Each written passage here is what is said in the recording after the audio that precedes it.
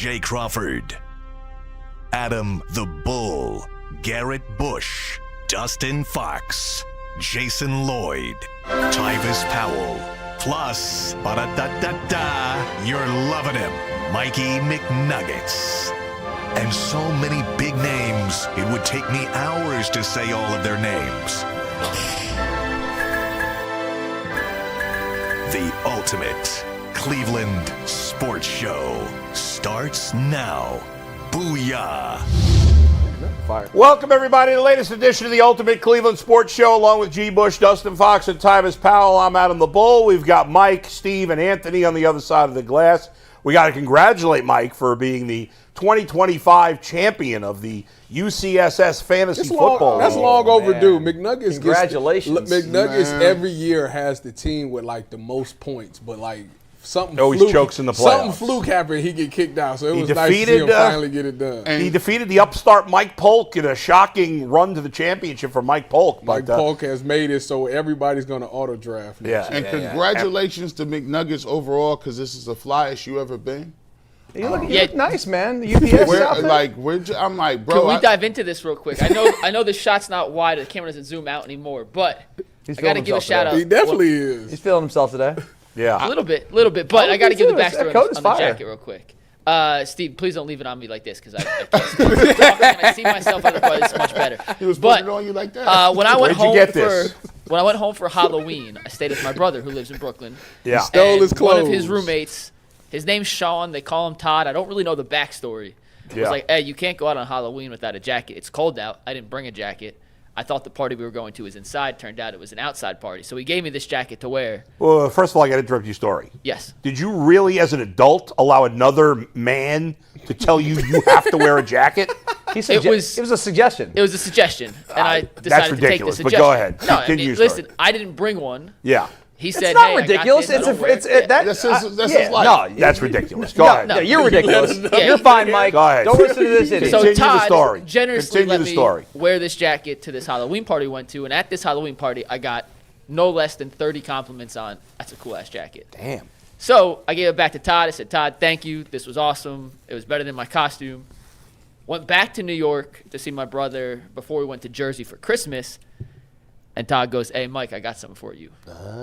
Gifted me the swaggiest UPS racing jacket in the history of humanity. I wore it to the Charge game on Saturday.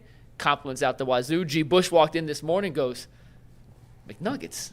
That's swaggy jacket. Tyvis walked in. The only person who didn't appreciate it was you, Bull, because you understand fashion. So shocker that the one person who doesn't get fashion I'm just not as obsessed with unimportant things as the rest of you are. The swaggiest jacket this show has ever seen. You know, McNuggets, the part that I'm stuck on, you said his name is Todd, but they call him Todd, but his name real name is what? Larry. Yeah, I don't know. I wish I knew the backstory. Did you say his name was Steve, but they call him Todd or something? Sean. Oh, Sean. Is this the exact jacket you borrowed? Todd is his street name. This is the exact jacket. It's the exact jacket he bought you his own. No. He had this. I'm not sure where he had gotten it, but he gave it to me. Oh, he just gave it to you. Oh, okay. That was really nice. I thought you said he bought it for my that was really No. nice He just gave it to me. He said he didn't wear it a lot. It worked on me, and he gave me. So I just want to give Sean/Todd, my brother's roommate, a shout out. Shout out to Sean/Todd. I did. How did you not get the backstory on his name? I was told. I don't remember the exact details. I don't want to besmirch Sean/Todd's name on a nationally televised program. I mean, were you so hammered that you forgot the story? Is that what happened? No, it was with my brother. So I just don't genuinely remember the exact conversation of it. I think it was someone called me Todd one day, and it just stuck out of a joke, but I'm not 100% sure. Okay. But speaking of nicknames, you want to hear something else funny I found out when I was back home in Jersey? Yes.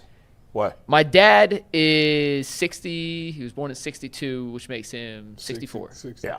Still likes to, go out, small town. He's a partier. Parents. No, not even in that sense, but just like. But he is a partier, your dad, isn't he? I mean, I don't think any necessarily more than a regular adult. My dad enjoys his beer from here and there, but put him on let the man tell the story. But why is that a big deal? He's a partier. He goes out, but he's not. Because it could have a negative connotation. There's no negative connotation When your dad comes here, you've told me he likes to go out. Yeah. What's wrong with that? Oh, Mikey, yeah, your dad likes the booger sugar, huh? No, he does not. Well, when you say party, like people think about Diddy. You know, we ain't never partied. I'm sorry. Your dad's I'm not a degenerate. Again, I'm not a degenerate like the rest of you that I think partied, that. though. Go ahead. So my dad, there's a few like restaurants and bars in the town. That's it. Yeah. I found out that when my dad goes out, and I'm not kidding, I swear to goodness, Yeah. they call him chicken parm. Chicken parm. So we got a McNuggets and a chicken parm in the same That is family. funny. Wait, did that start after McNuggets? Yeah, that's what I want to know. Yeah, so apparently when he used to work at his old office, Yeah. there was a like local mom and pop Italian pizza shop like 3 doors down. And when I was younger, I must have been, he worked at that office from when I was a kid to like 13, 14. Yeah. He would go to this Italian place 2-3 times a week, and he always ordered a chicken parm. So Good he just taste. got known there as chicken parm guy. He was out, I don't know when this happened, in the last months, years, I'm not exactly sure. And he ran into the chef, who was the guy who made his chicken parms. They saw him out there sitting at the bar together, and he goes, "You look familiar, man. How do I know you?" He goes, "Chicken parm guy." It was right in front of my dad's favorite bartender, who he's friends with. So now he everybody started called calling him chicken parm. Now, when my dad goes out, he's known as chicken parm. So in the same family, in some middle of nowhere town in New Jersey, you have chicken parm, Mikey McNuggets. There's really no such thing as middle of nowhere in New Jersey, outside of the far west part of the state. It's a tiny town of 3,000 people. So. But that's funny. You didn't know about this until recently? I had no idea until I went home. Last time I went home, I forgot to mention it last time. First of all, we don't need any side conversation. Wait, man. Completely unprofessional outside conversation. You won't let you interrupt the guy every 2 seconds. Questions. First off, there's not I'm a middle of sorry. nowhere in New Jersey. That I just don't want to sit there quiet, twiddling my thumbs the whole show. You know who else? All right? You know who else is like that? Yeah. Jay Crawford. Don't compare me to him. That's ridiculous. I got a fashion question. That's fashion question. are. Boy, you won't know the answer to this. This is for them 3. Start twiddling, bull. when you look at do y'all think I dropped the ball by not wearing my Space Jam 11s instead of my Legend Blue 11s? I can go either way with those. You see, I couldn't find the Space Jam, so I just said, well, I'll just put these on. I've got both. Because I got a little white in the jacket, so I was like, I could pull it. You're fine. The Carolina blue goes with that. Yeah. Now you needed that Cavs hat though. I ain't no. You know how I rock. You know how I rock. But whoever got that's a nice. This guy's a walking advertisement for. Shout out to T-Bone, man. That's a nice jacket, bro. co-host, That might T-Bone. be the best jacket you Y'all got. know I don't bro. even wear blue, but Yeah, you know. that's fire. Is that Mitchell Ness? It is. That back is fire too. Tie you a blood? No comment. What did you say, Mike? Well, Ty said he doesn't wear blue. He's asking gang affiliation, Adam. No comment. Speaking of which, I mentioned this briefly yesterday. There's a show on Netflix called Supercell. You got to watch this show. Like I need a premise. Speaking of shows, We'd rather talk about clothes, Bull. listen. It's been a long time, Bull, since I've been excited for an episode. Yeah. Oh, you excited for Force, this episode? Power, Force, Tommy show. Yeah. These next 2 episodes, You're excited about I gotta see them. Like I wait, but like as soon as it come out, like I have to see it. What show is this? Force, What's this? Power. 50 Cent got the show Power. No idea. He doesn't watch it. It's a black thing. Yeah, it's a yeah. black thing. But Supercell, trust me, watch it. Try it. What is it on? It's on Netflix. There's second season coming out, I think, eventually. But Supercell. Supa. SUPACELL. I gotta text it to my wife. She ain't gonna know what I'm written and talking directed about. by a rapper from England. I can't think of his name now. It's a one-name dude. And it's about these... I don't want to give too much away. Just watch it. Trust me. Supercell. I make Netflix. suggestions. They're always good. I just Trust text me. my wife, so like she gonna look at it like, why are you texting me Supercell. this? It's so I remember. You're going to like it. Got you. I'm telling you. Anyway, let's go, Mike. What do we Fun got? start to the show. We got an even bigger show planned for you guys. We start, though, with Myles Garrett, and Myles Garrett's a monster. We all know that, guys. And if you have nothing to do tonight, you should go check out the Cleveland Monsters. They're the best entertainment in the land. With great promotions, affordable tickets, Cleveland Monsters Hockey is the perfect outing for any family with reoccurring games like 1, 2, 3 Fridays, Monster Family Days, Blue Jacket games, and giveaway nights. There's something for everyone at Rocket Arena when the goal horn sounds. This time it's a bird, it's a plane. No, it is Superman Night, presented by GE Lightning with the Cleveland Monsters. Celebrate Superman tonight, December 30th at 6:30 with Monsters Hockey as they take the ice in Clark Kent warm-ups and Superman-inspired game jerseys, with the first 2,500 kids 14 and under getting a Superman cape. Tickets are on sale now, so fly over and get your tickets at clevelandmonsters.com. All right, guys, Myles Garrett is still half a sack away from tying the NFL single-season record, a full sack away from setting the NFL single-season record. On the season, Myles has played in 16 games, has 22 sacks. The two guys he's chasing, Steve, if you go down one, you'll see that T.J. Watt got his 22.5 sacks back in 2021 in just 15 games. And Michael Strahan, back in the 2001 season, got his 22.5 sacks in 16 games. So, Bull, when you look at what Myles is looking to accomplish in Week 18 against the Cincinnati Bengals, will it have any asterisk next to the record if he were to set it because it took 17 games opposed to the previous two who did it in fewer? Of course not, and only a loser Steeler fan would think of something like that. This is patently absurd. If we're going to put an asterisk next to this record, then you have to put an asterisk next to every record in every sport, right? Yeah. There used to be, Jim Brown held a record at 12 games. Then somebody broke it. Then there were 14 games. Then there was 16. It always changes. You want to say that T.J. Watt still holds the record for most sacks per game? Okay, congratulations. That's true. Unless Myles Garrett gets a bunch this week. But to say there's an asterisk, Brett Favre took a dive to Michael Strahan. There's no asterisk for that. He took a dive. He was going to get sacked regardless. He didn't. Maybe. He could have thrown it away. No, he couldn't have. As soon as he turned the corner, he was right there. Why couldn't he throw it away? Because it would have been intentional ground. Wouldn't have been a sack, though. That's messed up, though. It's true. Why take the penalty? I'm just saying, like, that we could come up with any excuse to put an asterisk next to anything in any situation. All right? So it's ridiculous. Yeah, you'd love him to, like, blow past. We thought he'd blow past the record easy, and so there'd be no discussion. But in the end, it doesn't matter. If he gets it, he gets it. And only an idiot would put an asterisk next to that. I think it's one of those things that's just a talking point. You know, obviously it's going to go down in the history books. If he gets it, if you look at it with no context, it's, Myles Garrett's got the sack record. Right. It's only people that's really going to dive deep into it that say, oh, well, he had an extra game. You'll be like, oh, okay, cool. But outside of that, it's just a small conversation. I said this to Adam this morning. It's not, to me, a big deal. Like, I don't think that it has the asterisk next to it. But I'd like to see him get 2 sacks. So I'd like him to break it and add one to it. Yeah. To make it a little harder. Well, the problem with where he's at now is that it's always going to go back to that Buffalo sack, that half a sack that he got. I don't want that to be like the difference maker. Yeah, I want him to blow. I want him to get I'd one like and to a see him half get. or I'd two. like to see him get to 24, guys. Because they'll be like, well, if you take away that half, people will always say something, gifted, but yes, I don't want to hear that. You know, it's funny. I wonder if he's feeling a little pressure. Yes, for sure. Yes, because he was cooking. He was cooking big time. And we just talked about him having 30 sacks or something crazy. And what he was doing during the middle of the season was just it wasn't sustainable. It just wasn't. Like, he's getting 2, 3, 4 sacks every week. And teams have made it a very calculated effort to be like, oh, no, you're not getting this on us.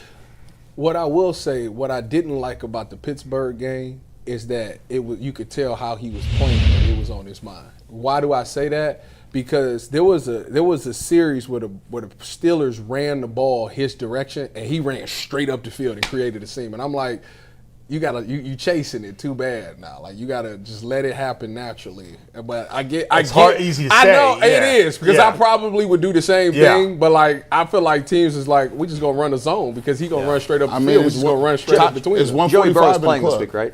As far as I know. Yeah. Everyone, to my knowledge, for Cincinnati is playing. Well, I want to ask you guys a question, Dustin, particularly you. Okay, go ahead. With his alignment on some of the pass rushes against Pittsburgh, he was literally lined up where a nickel corner would line up. Like, it was on the numbers. Gee, you and I talked about it during the watch party. Dustin, have you ever seen an edge rusher take And it's not a bad thing. I'm just asking in general if you've ever seen someone get that far to the outside to create an angle, because the Steelers were chipping him about as much as any defensive end has been chipped this season. Not really. I remember like back in the day, like Dwight Freeney would get really wide. I'm just trying to think of anybody else that comes to mind. I remember at Virginia Tech, Daryl Tapp used to be out. Daryl Tapp. I'm like, dang, bro, they got him on a hash. When you in them wide alignments, man, sometimes you wide is the widest. And so sometimes you line up, like you're supposed to, outside tackle is a 5 technique. Myles Garrett be literally in a 7 or even a 9 technique, bro. And I ain't never seen no 9 technique. I mean, it's wide 9. Wide 9. Like he's just like out there. And the funny thing about it is he accelerates and closes so well that it's like, he's still almost getting there a few times. Aaron Rodgers was like, I got to get rid of this football.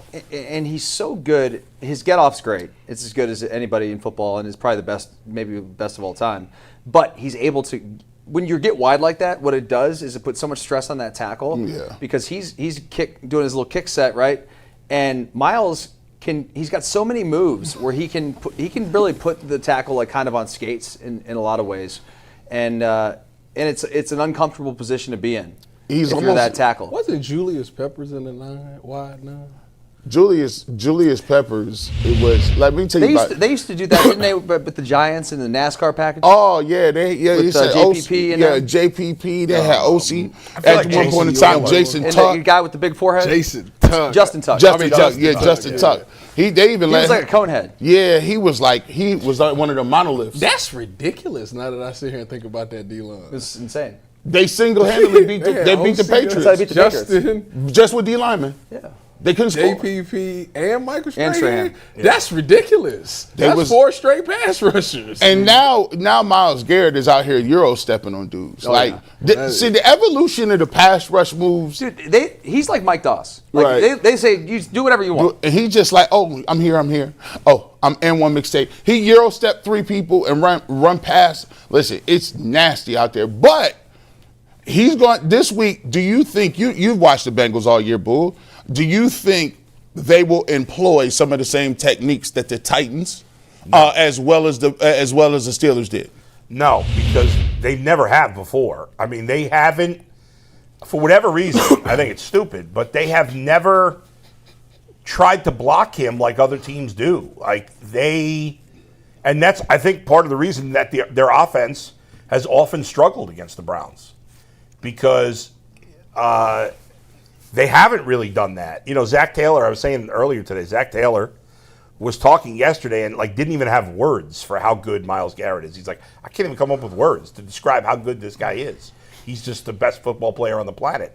And so, no, I don't think so. Plus, Joe, for all this, he's unhappy right now, he's not afraid to take hits. He'll take hits. He wants to make a play. So he's going to break this record this week. There's zero doubt in my mind. I'd call Joe Burrow and be like, hey, I'll give you $1 million. Let me get that. I'll give you $1 million. Because you know what this does. But you wouldn't want to get it that way. No, you wouldn't. Yeah. Yes, you would. I wouldn't if I would. Yes, you but would. The reality is, when he breaks this record, if he breaks it, I think more of a when. Yeah. It's going to make him a zillionaire. Because it'll make him known as the best pass rusher of all time. Yeah. Is this? He's already a zillionaire. First off, Hold on, but you know Dustin, you just brought up a great question. G, I'll start with you on this. If he does break the record, let's just say he gets 2 sacks, even if it's just 1 sack against the Bengals. We've talked about where he kind of ranks in the pantheon of the greatest of great pass rushers. G, would this be, in your mind, the solidifying point to put Myles Garrett at number 1 overall? He's already, to me, even if he don't get it, he already in the question. Because you can separate. I can't put him in number 1 yet. You can separate. See, so this is like baseball stats, right? Hank Aaron's a home run leader, right? Or used to be, right? Yeah. But when I grew up, my dad is a big baseball guy. He never mentioned Hank Aaron as the best player, ever. That's right. No one, he was not even in the top 10. So Bruce Smith is the all-time sack leader. Nobody says Bruce Smith is the best pass rusher. You're not going to find that. Yeah. So he's fighting against longevity, but there's also the physical traits. If you say most people who like LeBron and say LeBron's better than Jordan, you got to go to the physical talent. Like you got to go to the size, strength, and power and stuff. And then, when you look at Myles Garrett, that's usually what they go to. I don't think there'll ever be another player that will look like him and play like him. Miles or Miles. LeBron? There's Miles. never been a better physical talent. No. If he retired No, today, would I personally consider him the best pass rusher of all time? I would not.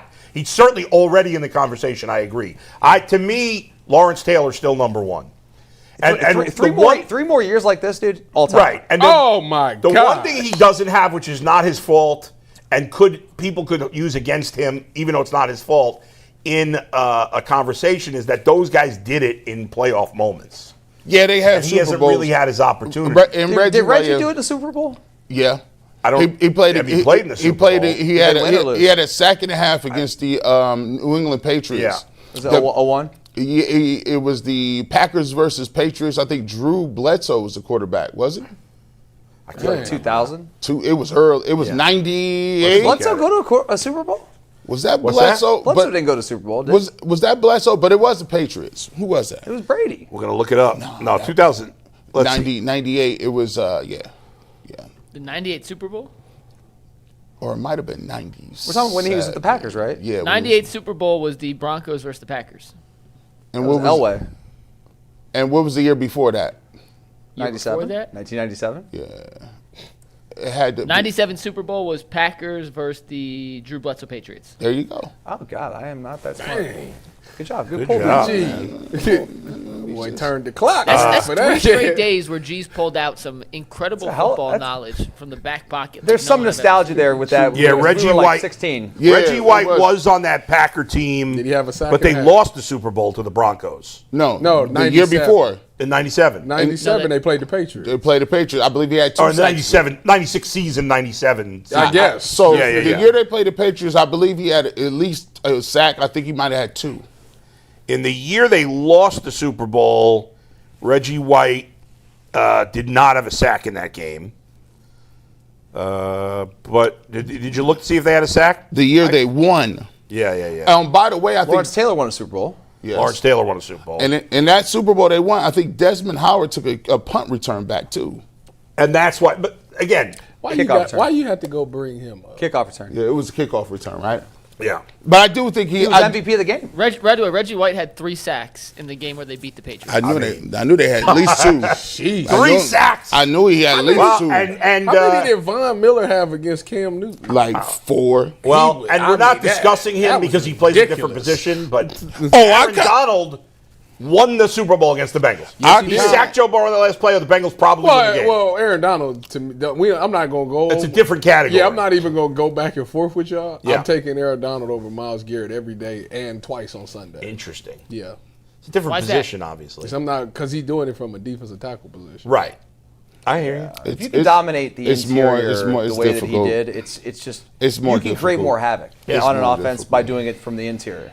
It messes up everything. Quarterbacks, running I backs. mean, he got everything. four. He got what? 4 defensive players of the years. I mean, like Myles Garrett. If you put Myles Garrett inside, he'd be disruptive. Not Aaron don't know Donald if because he'd be he's too Aaron tall. Donald. Right, He's too yeah. tall. I think. It's He's fascinating. got 3 DPOYs, and he made the All-Pro team, All-Pro first team 9 of the 10 seasons he played. Yeah. Ironically, Did you hear what Myles Garrett's all-time starting defensive I line did is? see that. He put himself. Him, He put Reggie White. and AD, and he left LT. Warren Sapp. He left LT out. Yeah.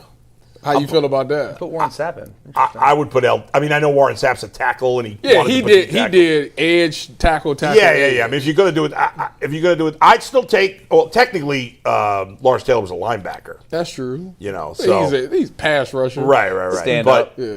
But he was a lunatic, Lawrence Taylor. Yeah. So, And so who would you kick out if you had those? If I had to, I'd kick out Warren Sapp and just have We just said Myles. I'll have could be Reggie as White disruptive play. as I could have anything. Reggie White play D tackle. So you, Yeah. yeah.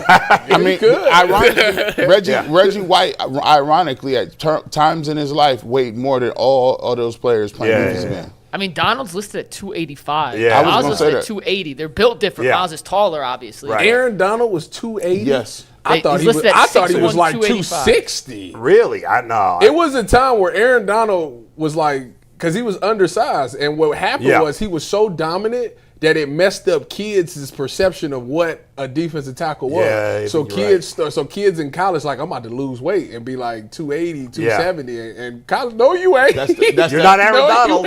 That's that Larry. By the way, it was a good deal. point, G, on Bruce Smith, because I agree with you. Like, Bruce Smith's great. He's in that next group. Awesome. He's top 10. He's in But the room. and nobody argues that Hank Aaron's the best baseball player ever. Nobody. No, you Well, hear maybe the most consistent. You know who he is? Willie- Mark McGuire. He didn't take no steroids. Most people from that age, my dad always say Willie Mays. Mays and Mantle were both considered better players than Hank Aaron because they just because they were more tool players. They could do more.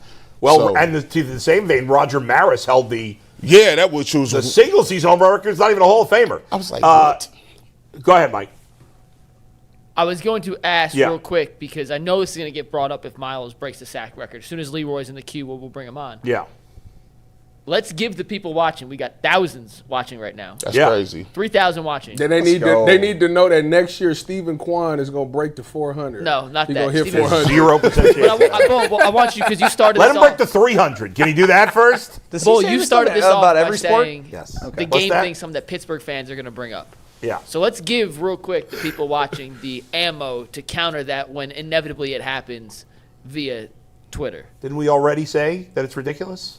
Yeah, but give them exactly what you think they should say back in response to when this gets brought up. I mean, I think the first thing I said, then every record has an asterisk next to it. Why should Myles Garrett be punished because T.J. Watt was hurt and missed 2 games? In 2021, they played 17 games, right? Was that the first year? So he could have played 17 games too. Part of breaking records is being healthy. And if you're not healthy, like think about the year Josh Gordon had that crazy run. Yeah. He played like 13 games, right? I think it was 14, but 14. yes. Okay. Yeah. Well, he was suspended. Yeah. And it was his fault. Yeah. So it's on you. You had a great year, but you could have been better. Yeah. I don't understand why people be doing that. It's like you had an opportunity. Well, Michael Jordan played. He played less games than LeBron. I get it, but LeBron played 100 years. Nobody told Jordan to retire and go play baseball. That's right. That's on him. That's it. It is what it is. They said that he was suspended. Oh boy, these conspiracies. By the way, here's the truth about the T.J. Watt Myles Garrett thing. Steeler fans are going to whine and say that. Browns fans, we would do the same thing. I wouldn't personally, but we would do the same thing. Browns fans would do the same thing if the situation reversed. We all know that. That's not to any fan base. As a defensive end, no, I can't do that. Well, you would. Yeah, I would. You know that a lot of fans would but do a lot of would. The record is the record. That's it. That's what I was about to that's say. it. At the end of the day, you can be mad and say what you want to say. You know what? Steelers it's going to fans- say Myles Garrett is the all-time sack leader in a single season. Yeah. No matter whatever you say, whatever argument you want to get into, at the end of the day, Myles will have the record. Steeler fans, make yourself a trophy for most sacks per game in the season. Congratulations. Hey, can I ask you a question real quickly? I used to think in college that sacks was because we wasn't getting no sacks like that back then. You get like 9 sacks in college. You was Joey an used animal. to get like 12. And He was an animal at 9. Like Now 10 and a half. 10 is the bar. standard. Which is sad. What is the equivalent? Because I used to think it was a 1-to-1 ratio between interceptions and sacks. Oh, no. And now it is nowhere near. It's changed. It's 3 to 1. changed. It's 3 to 1. changed 3 so to much. 1. Like back in the day, I'd say early 2010s and beyond, it was 10 was the most. You get 10 and above, you doing something. Yeah. Now it's that's 5. at what position? See, At corner, it's 4. Yeah. It's ridiculous. At safety, it's 2. But I know Stephen Gilly had 11 or 12 or 10 or so. It was ridiculous. All right, let's leave it there for now. Let's bring in Leroy. Mike. Yep. Leroy's doing this on a Howard. Tuesday, a rare Tuesday appearance from Leroy. It's brought to you by Jump Prize about. Picks. We all make decisions every day, but on Prize Picks, being right can get you paid. Don't miss any of the excitement of this sports season, whether you're following the NFL, NBA, or both. There's no better time to jump in on the action if you haven't tried it yet. Prize Picks is the simplest way to play. Just pick more or less on at least 2 player stats, and if you get them right, you win. It takes less than 60 seconds to make your lineup, and you can play anywhere Prize Picks operates. Download the Prize Picks app today and use promo code LOCKEDONNFL to get $50 in lineups after you play your first $5 lineup. That's code LOCKEDONNFL for $50 in lineups after your first $5 lineup. Prize Picks, it's good to be right. Leroy Hoard is with us. Go Bucks. Leroy, Go Bucks. happy holidays. Leave him be. I got it from both sides. Because you know I'm down here in Miami. Happy holidays. Happy New Year to you. Happy holidays to everybody. Happy holidays. Leroy, I don't know if you heard us talk about this, but Steeler fans are, of course, going to whine when Myles Garrett breaks the record that T.J. Watt set the record in less games, and they're going to want to put an asterisk or some nonsense like that. What do you think about that?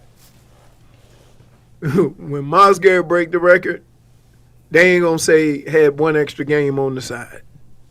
They're going to say owns the record. Simple as that. When a guy run for 2,000, they don't say OJ did it in 2 less games. That's right. Right? They don't say that. It's just the number is the number. In one season, you probably would have had a better chance to win a game if your whole goal wasn't to not let Myles Garrett get a sack. You might have had a better chance of winning. So, that's very true. Stop. Leroy, we was talking about when Myles breaks this record, where will we put him on the list of top pass rushers? Where would he be at? Would he be number 1 for you of all time? See, I look at it a little bit different because I played a little bit before you, and I saw the change in the pass rush when LT got into the league, when you had to change your whole blocking scheme. LT changed the way offensive blocking schemes were happening because he was a linebacker, and for 2 or 3 years they tried to send a running back out there to block him, right? And then they start treating him as a pass rusher, and you fanned out your offensive lineman.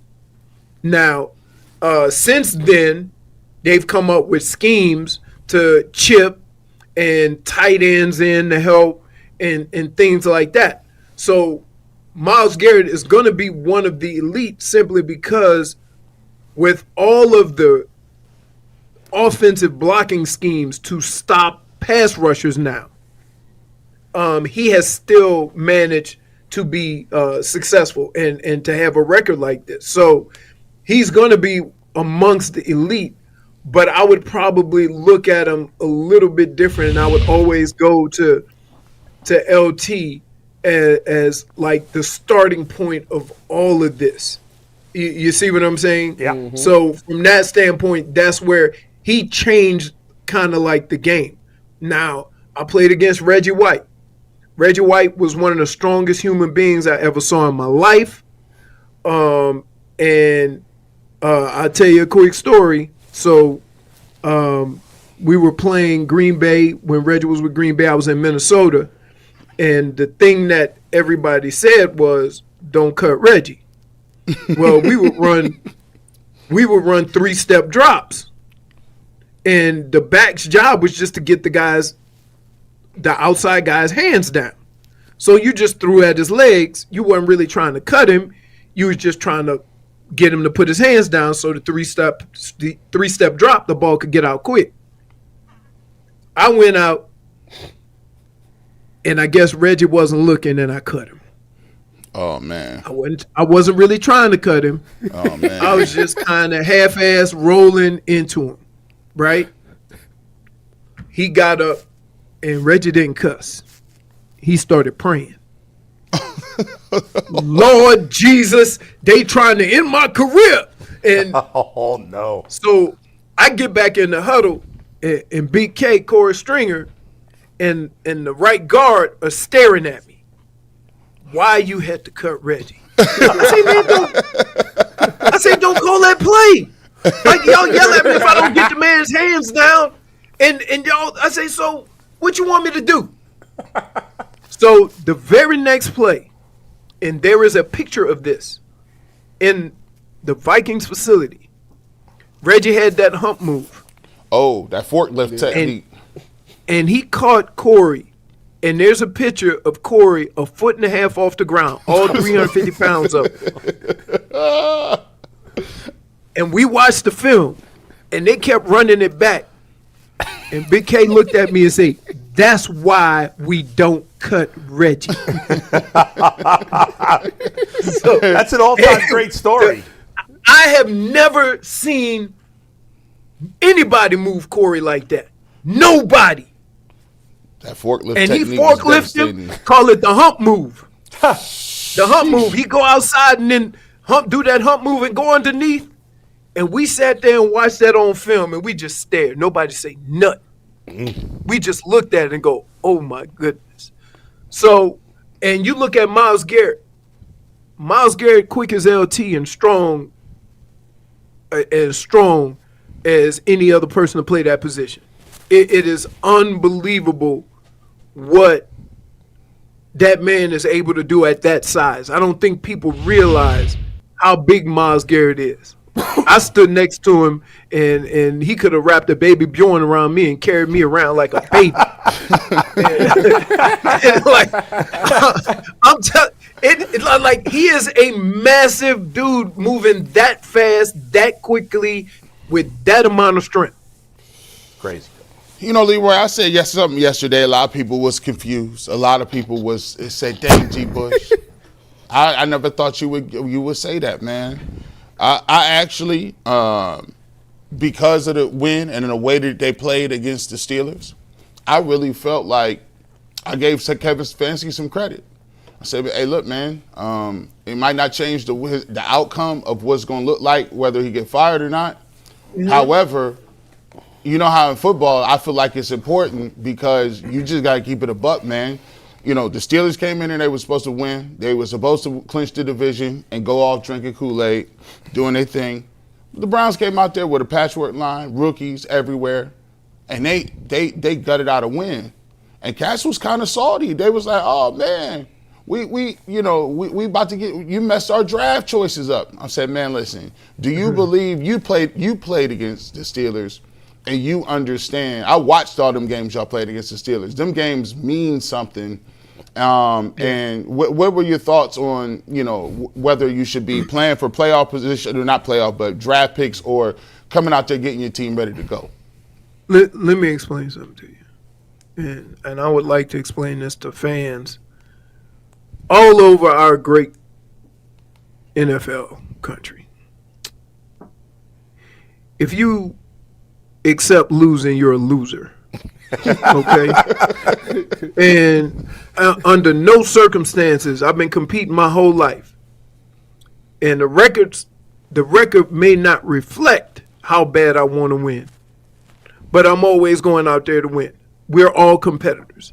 And if you go out there and ever tell somebody it's okay to lose, or we're not going to do everything we can to win, how do you fix that before you fix the players? There's something to be said about having a winning culture, even though you may not be winning. And then you have to I've seen a whole bunch of teams that have tanked for better draft picks. And who's to say you're going to pick the right dude anyway? Man. Look at all the top quarterbacks in the league. How many of them were drafted in the teens? Right? So, I get what everybody's saying, but if you have 20 guys on your team that you've let just mail it in, and those are going to be your base for next year, how you going to fix that? How you going to fix that losing attitude that you actually cheered for your team to have? It takes a lot to fix that. It takes a lot to fix the team going about winning football games in a winning way. That takes a lot. That's the basis for all good teams and how good organizations are built. If you start playing with, "Oh, it's okay, we'll just turn it on next year, or we'll fix it when we get a high draft pick," what you gonna do if your draft pick sucks? Now you got 21 losers. You see what I'm saying? Under no circumstance are you ever? And by the way, I want y'all to go out. Oh man, we ruined our draft pick. Go tell Myles Garrett that to his face. Go tell Myles Garrett, why didn't you lose? Go ahead. No, I'm straight. I'm cool on that. Right. That's what I'm saying. So like, yeah, first of all, we guaranteeing that, we gonna have make the best decision with the draft, or sometimes the highest graded players don't pan out. So, like, to try to position yourself from one of those top draft picks is not guaranteeing you're gonna turn it around. But it does show one thing. You're going to have some guys in there that's okay with losing. I don't want that. Shedeur Sanders has played, like, well at times. He's had some wow moments. He's also had some, like, head-scratching moments. You're like, oh, my God, this is terrible. Like he's a rookie quarterback? Yeah, which is what you see out of all rookie quarterbacks. I guess my question is, they get this win. Which sort of muddies things a little bit, I guess, for the front office and figure out, as ownership, what you want to do with the coaching staff and your GM. Is there a chance if they hire a new head coach that Shedeur's gone next year, or will he be here no matter what, in your opinion? I think he'll be here. Okay. Here's the crazy thing, and I had a conversation with Jay about this, and I'm like, I want the guy that gives me the best chance to win, period, end of story, right? And a lot of times we don't necessarily know because we don't see him on a day-to-day basis. Here's the crazy thing about it. We watch these games, and we watch Shedeur make plays and look very comfortable playing the position. And we like, oh, that's better, right? He looks like he gives us a better chance to win. He pushes the ball down the field. Then you look at the numbers, and the numbers don't necessarily reflect what you're seeing. And I don't know how to handle that because I'm watching it, and he looks better than Dillon Gabriel with how he plays the position. But then I look at the numbers, and the numbers aren't better. So, I mean, I'll ask you, how do we receive this information? Yeah, Leroy, I would say, to me, it doesn't even matter. To me, I don't think anybody's arguing who's better between the two. I mean, to me, clearly, Shedeur, despite having worse numbers, is better than Dillon Gabriel. The question is he good enough? But yes, the numbers are not good for the most part. It is tough, which makes it tricky. It makes it tricky. And like most rookie quarterbacks, I think you don't know. Like, how is he good enough to win with? I've been saying, I don't know. I'm not sure. I think he could be. I think he might not be. I'm not sure yet. Here's the problem. Yeah. And I said this, earlier in the season, that some of it falls on Shedeur to play the part to get onto the field, right? And anybody who's played football will tell you, before you get on the field, there's a couple of things you have to do to earn the right to be on that field, regardless of what position you play. And every coach has probably spoken to all of us about that. Here's what you need to do so we can be comfortable or confident putting you in the game. Everybody's heard that speech. And so I would get on Shedeur based on some of the things he was saying without really knowing what he was doing to get himself ready to play. When he got the opportunity, the one thing that I'll say about him is he looks comfortable. It doesn't look rushed. Now, he still makes some crazy throws and poor decisions. But I'm going to chalk that up to being a rookie. And not knowing when you should take a chance, when you can fit a ball in the hole, when you should throw that ball, when you should, I'm a chalk that up to being a rookie. Does that mean that just watching him play, I'm thinking, yeah, maybe they ought to invest a little more time into him? Right. Right? Maybe they ought to because the nervousness that young quarterbacks go into a game with when they first start playing. Shedeur didn't really come into that. He was comfortable, even though he wasn't playing great football. And there were certain things like the running backwards, they're like, we got to stop that. Like, we don't need 2nd and 30 because you keep going backwards. But those are things that I think he can get better at. And watching him play and watching him throw the ball and watching some of his decision-making and making plays and stuff like that, I think that warrants, let's put some time and effort into him and see what he has. Does it mean that you don't draft a quarterback? No, what it means is if a quarterback is available, you better be damn sure that you're making a pick that's going to work and not necessarily you picking a quarterback because you need one. You know, it gives you options. Yeah. So from that standpoint, I'm confused as anybody. I'm usually never confused when it comes to like whether a guy should be playing or not. But when I watch him play, you see a lot of good. You see things that, okay, is this portion of this going to get better with more reps? Because keep in mind, you know, Dylan Gabriel got a majority of the reps. He was probably more prepared when he was starting because he was made the backup. And Shedeur was kind of just last case, you know. Okay, let's let Shedeur play. So if he gets that same energy and that same preparation and that same work, is he going to put the time in? And do I think that, hey, if we clean certain things up with what he's done so far, it looks like he can be productive. Now, I don't know that for sure, but it does give you options. Yeah.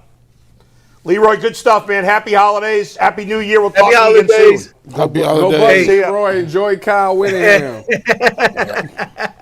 See you, Leroy. All right, Head man. coach Y'all of have 66. have a good Congratulations. That Thank was you, Leroy. Leroy Hoard. Always love talking to Leroy. Yeah. We'll get to our next topic. It's brought I to don't us, want, guys. Mike, I think we got to talk about what he said there a little bit. I think part before we of it? move to another topic, because I think there's interesting things to get into there. Sure. Let's just get into that for a minute, because because there's so few people having honest conversations about Shedeur Sanders that I appreciate what Leroy said. Because he said, well, I guess I appreciate it because he basically said what I said, is that he's not sure either. Well, I said that. And there's not a clear, and here's the thing, before you jump in, Tyvis. If Shedeur Sanders had been a first-round pick, everybody in the world would say give You'd say him give him another next year, right? Everybody said that. we don't, with guys drafted later, you tend not to want to give them that opportunity. You said they were let to, the truth with Shedeur is probably somewhere in between, right? The truth with Shedeur is Shedeur is a first-round talent. It's other things that I think that was involved that caused him to slide. Was he a first-round talent, or I think a lot of people think he was a second-round talent, which means Whatever. He wasn't a fifth-round talent. He certainly Exactly. wasn't. He certainly wasn't So a fifth-round even if talent. he, Yes. even He if was a second-round talent. even if Right. you took him in the second round, you still you'd would still- say give him another year. Right, which you're doing with Tyler And Shuck, that's who's played why well. when people is all on this, no, we just need to hurry up, just move. Like, Right. just because he was taken in the fifth round, Yeah. the reason that they took him there is because it labeled him as a developmental quarterback. Yeah. Okay, well, if he's a developmental quarterback, then he deserves more than just 7 games. If Yeah. we're going to truly label him as a developmental guy, then we Yeah. need to give him extended developmental time. So I know we all want to talk about this more. Let's leave it there. Now we're going to get back to this later in the show. But I just wanted to follow up on it because Leroy brought up. But we're And we're going to talk Shedeur after Mary Kay. of We this got a whole conversation Shedeur later. topic, But yeah. for now, let's get to something else. Yeah, we got some front office news, and it's brought to us by Gusto. Let's be real, guys. No one starts a business for the joy of calculating tax withholdings or managing payroll spreadsheets. That's where Gusto comes in to take the stress out of your payroll, benefits, and HR so you can focus on running your business and supporting your team. Gusto is the all-in-one, remote-friendly payroll and HR platform that makes managing your team simple, transparent, and fast. Whether you're hiring, onboarding, or paying employees, Gusto helps you do it all from one place. without the hassle or hidden fees. Try Gusto today at gusto.com/LockedOnNFL and get 3 months free when you run your first payroll. That's right, 3 months of free payroll at gusto.com/LockedOn.com. One more time, that's gusto.com/LockedOnNFL. In terms of the front office news I just mentioned to ESPN Cleveland, actually it was Josina Anderson. We should give whoever Who cares about this point. ESPN Cleveland? Josina, I just saw the tweet from, but once again, Tag Board's not working because it's a joke of an organization. Josina Anderson. What, ESPN Cleveland? No, Tag Board, because. No, ESPN Cleveland. Oh, okay. Sure. Go ahead. Josina Anderson reported that the Browns are bringing in former general managers Chris Grier and Tom Telesco about adding senior voices to the organization. We know Paul DePodesta left earlier. We didn't know exactly what his role was. If you take this report at face value, senior voices could be in theory to fill the DePodesta role. Who knows? If you're unfamiliar with Chris Grier and Tom Telesco, Chris Grier was fired earlier this year as the Dolphins general manager. Tom Telesco last was the general manager of the Raiders in 2024. He lasted one season before getting fired, but has previously been the general manager of both the San Diego Chargers and then worked in the Colts front office when they were kind of putting together the Peyton Manning-led team. So, Bull, I know we texted about this yesterday, so I'll start with you. Archibald Manning. Are you buying the fact that the Browns would bring these guys in to be quote-unquote consultants as senior voices, or do you think there may be something bigger at I mean, play? you could buy anything with the Browns. When you have the worst owner in sports, anything's possible. Whoa. Until proven otherwise, he's the worst owner in sports. He's been. Well, he's been good to me. Okay, good. Good for you. You know, that's Good for fine. you. He wasn't You good. heard it, you He heard wasn't good to all the trucking companies he ripped off, but that's okay. I can't speak for them. I can only speak from my personal allegedly. experiences. No, it's no alleged. It was they were found. The company was found guilty. The company was. Yeah. But I can Well, only he was the president of the company. I can only so. speak for my personal But anyway, experiences. try to protect you, buddy. having nothing to do with that, like, I don't know what he's going to do. I've said consistently that Andrew Berry continuing in his job is patently absurd. The Browns have a bad roster. Their two best players were not drafted by him. So, I mean, you know, the Browns, without Myles Garrett and Denzel Ward, the Browns have 0 wins this year, probably. Let me ask and those you. neither player was brought in by him. You're out on AB, right? Like, How could you not be? I understand. Yeah. But, you know, what if they moved him up as far as just, like, the cap management? Fine. I don't want to be the Like- cap manager. I mean, he's. Because I feel The like Browns' cap is terrible. Well, that's because of that bad deal. But Well, outside of that, like yeah. he's Well, been, outside of that, he's he's been the playing with this cap. No, he's not. thing He the just has entire time. he's had an advantage that Jimmy lets him spend like a wild sailor when some of the other owners may not necessarily allow that to happen. But the cap's not in a good spot. He's the GM. If you want to make him the capologist, I don't care. I don't want him picking the players because overall, through 6 years, he's done a bad job picking players. But- I don't think there's any debate there. How many years do you have to do a job before you consider like somebody like experienced guy? Well, there's a 10,000-hour rule where you have to be 10. No, there's a stat that says you do something 10,000 hours Expert. to be an become an expert. at what Has you it been 10,000 has hours it or been on the 10,000 job for What 10,000 what hours? GM that's done as bad a job as him has ever gotten 6 years or more? Has it ever happened? Well, and here's the Well, thing. he does have 2 guys, playoff appearances. He does, but here's the thing. he does. I mean, the team does. He has not drafted a quarterback. And that's the reason why this As team, of now. Now, if Sanders becomes a legit starter, then maybe it's a different story, but it might be too to late. be determined. But Yeah. it's been 6 years. Right. No and quarterback. multiple number ones. They fumbled Deshaun Watson and went after him. The whole thing has been a disaster. Yes, Yeah. this draft class, all these guys played well as rookies. Yeah. He also drafted Dylan Gabriel in the 3rd round. Insane. I mean, so it's like not the perfect draft Yeah. class, but these guys they all played well as rookies. Who knows where they go from here? I mean, Judkins has a devastating injury he's got to come back from. Yeah. I think Schlesinger is going to be like Schlesinger and an Fannin all-pro are. every year. Schlesinger and Fannin to me are good. Yeah, that's what's set there. Real fast, Yeah. because it came to mind. Schlesinger is a war daddy. Yeah. For him to play through that injury, I actually thought they should have pulled him out. Yeah, absolutely. I said Yeah. it during But the but I like the guy's playing his love ass the off. attitude, I love you the know. attitude, Yeah, and like I think they put him in some spots where he couldn't be a liability. Anyway, not to derail the whole conversation. Couldn't get Well, to the Dustin, zone. with adding Yeah. these 2 voices, whether it's Chris Grier or Telesco, do you Yeah, believe, so- or do you buy the fact that they might be quote unquote additional voices, or do you think they may be potential replacements?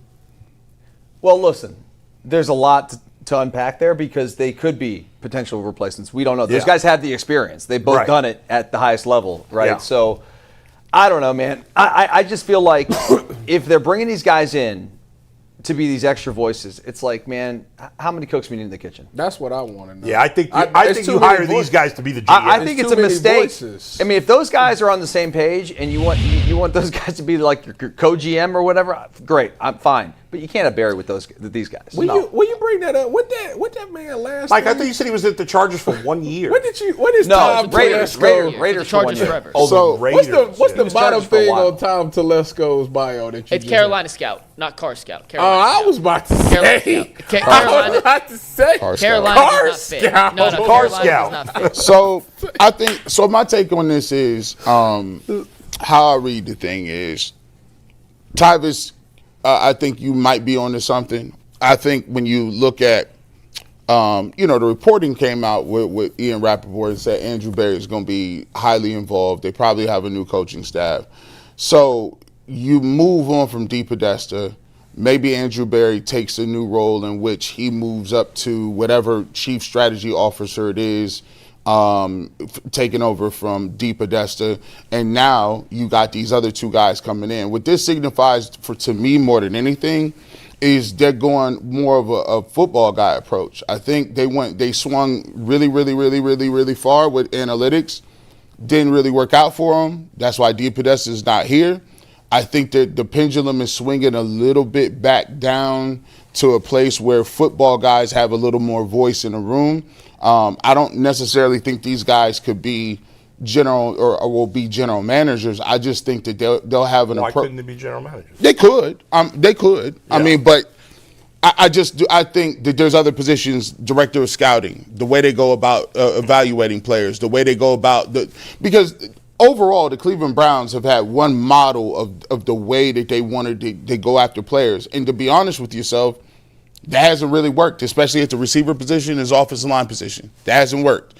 Whatever quarterback, that's yet to be seen. They kept going after like the young guy. They wanted it was a certain point where the roster's age was all like young, like under 25 or something. Their philosophy.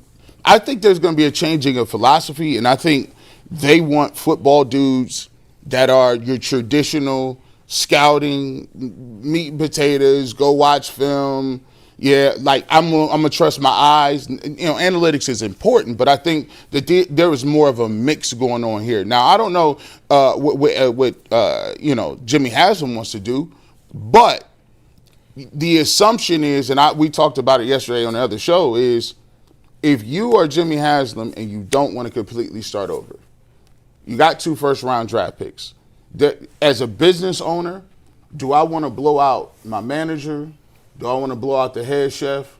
And do I want to blow out the chief financial officer all in one? And then I got to make decisions myself. Yes. Why would I entrust 2 first-round picks to guys who have not done a good job drafting? Because he feels like Andrew Berry is improving. Well, you think he may feel that. No, I'm just giving you I'm not saying that. I'm giving you the reason why. You say, why would you not fire everybody? I'm giving you a reason why Jimmy Haslam might be like, listen, you never know with Jimmy. To me, it's crazy if they don't start over. You were in radio, right? Y'all was in radio. Say, for instance, right? Y'all doing a show. You're breaking into a market. Y'all been in the market 5 years, right? You've been number 2 or number 3 somewhere in the market, right? But then you come up to this year and you get hot. You go from 3 to 1. Mm-hmm. You cooking. Like you go 3 to 1. You all the demos, advertisers is coming in. You sit up there with the program director and he like, all right, well look, y'all's ratings wasn't that hot 4 years ago, but you were like, but we the hottest right now. Like we better than that. The iron's hot. And now you not only not gonna get fired, you gonna come in and ask for some more money. Damn right. So like you struggled before, but there is a thing about your recency. Them numbers that you got this week, they matter. And for Jimmy Haslam, he's sitting there now. We don't know how he feels about it because he hasn't spoken. But I said it yesterday. If he likes Shedeur Sanders, then if he likes and thinks he has the potential to be it, it's a wrap.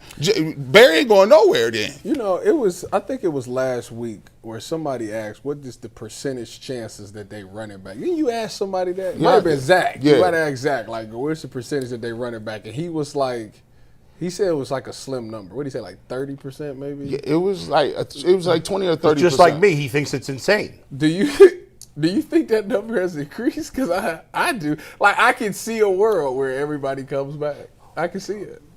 All right, good. Then they'll win 3 games again next year. I mean, they probably will, but I can yeah. see it, though. And we'll make the same excuses. I mean, Stefanski's not a bad coach, dude. I'll say about Kevin Stefanski what I say about everybody else.